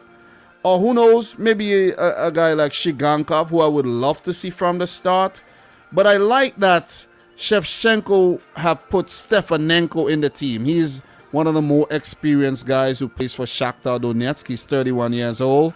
So I like that. I really, really like that. Player to keep an eye on all the time, Ruslan Malinovsky of Atalanta. Remember, I told you so. So, what are your predictions for this one, guys? I'm predicting Ukraine to win the game, 2-1. This one is a tricky one. This one would determine who gets second in the group. Because North Macedonia, they can't get second anymore because they already they lost to both Ukraine and Austria, so they can't get second in the group anymore. But who gets second in this group? If the game ends in a draw, let's go back to the standings here. If this game ends in a draw, it will go down to goal difference. And both teams have the same goal difference. So it means that Ukraine would go through on goals scored. Because right now the separator is goals scored because their goal difference is the same. What you're looking at right now, guys, Group C, they both have 3 points. They both have a 0 goal difference. But Ukraine have scored more than Austria. Just for you to understand what's going on here a little bit clearer. So I'm going to go for Ukraine to go through. Even if the game ends in a draw, Ukraine will go through as a second place team based on their goals for. And not points, not goal difference, but goals for. You get it? And Austria would put themselves in a prime position to get one of the best third place teams. It could well end in a draw, but I'm going to go for Ukraine to take all 3 points here. What are your predictions? We have Thomas Butowski saying 2-1 to Ukraine. Hamiz Hussein, 2-0 to Ukraine. Cesar, 1-0 to Ukraine. We have Julian, 1-0 to Ukraine. Skeleton Champion, 3-1 to Ukraine. 1-1 after halftime. Thank you very much for the extra halftime prediction there. All of you guys in here, guys, remember, there will be the CONCACAF Gold Cup next season, right? Next month. And I'll be doing this as well. I'll be doing live streams. It's gonna be hard. A lot of you guys are Europeans, but the games in CONCACAF finish late. I'll be doing live streams, late live streams talking about those games as well. You know what I mean? So look forward to those ones, just giving you an early heads up. But it's now the 20th of June. Euro 2020 goes all the way to June 11th. So we're going to be doing this for the next, the next 3 weeks or so? That's that's exactly 3 weeks. It's crazy. So we got 3 more weeks of Euro 2020 coverage. So look, guys, I got to go shopping. It's running late. I got to get there before the BJ's close. Rasmus Nielsen, thank you very much for dropping the knowledge there. So we'll keep an eye on that. So Aaron Guy, Dom, do you watch cricket too? I do watch cricket, but I haven't been paying attention to the cricket lately. Seriously. I played cricket and I watched cricket for a very long time, man. I used to skip school to watch cricket on TV. Not anymore. So, guys, Danny A saying Dam could have been a pro cricket player at Aaron Guy. Danny is right. Danny is definitely right. But guys, I'm gonna take some rest. You know what I mean? Not really rest, but I'm gonna go shopping. The fridge is empty. Know what I'm saying? Fridge is empty. But it has been a really good experience for the last 8 days talking about these games with you. And it seems like the live streams are getting longer and longer and longer. 2 hours, 13 minutes, you know what I mean? And when we first started, it was an hour and a half, an hour, 20 minutes, but they've got longer and longer. Yesterday's live stream even went all the way up to, I think, 3 hours, which is simply ridiculous. So we're doing the damn thing, man. We're getting it in. We're getting it in. Let's just say that we have been getting it in. All right? Yesterday's live stream was almost 3 hours. The one before that, 2 hours and 32 minutes. The one before that, 2 hours. And this one, 2 hours, 15 minutes. Because I'm about to get the hell out of here. So, guys, I appreciate everybody in here. Guys, you know what? Before we go, let's get the stream up to 100 thumbs up. I know there's people in here who have not smashed the thumbs up button. Let's do it. Let's get the stream up to 100 thumbs up. I do appreciate everybody in here who already smashed the thumbs up button. But let's get it up to 100. Appreciate it. Appreciate it. Smash it. I'm not leaving until we get to 100, guys. I'm not leaving until we get to 100. Smash it up. Smash it up. Go outside. Borrow your neighbor's hammer. Borrow a spoon, a fork, or anything. And hit the thumbs up button.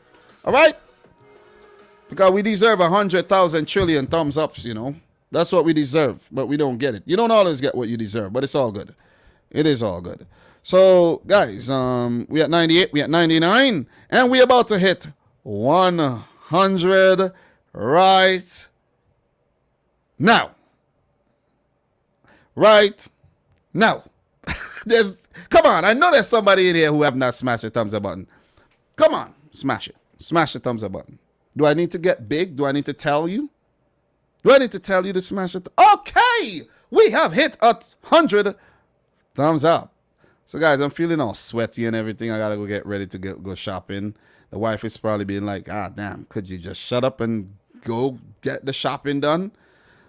But I'm about to leave. So, it was another fire live stream. And I appreciate each and every one of you guys who have been following the Euro 2020 journey. All right? So, friend boy Dominic Rich, I'll be back tomorrow. And I'll be back Tuesday. And I'll be back Wednesday. And I'll be back Thursday. And maybe Friday or Saturday, Sunday, okay? We're going in when it comes to the Euros. So, until next time, I'd like to say thanks for watching. Peace out. Rich Squad. Peace.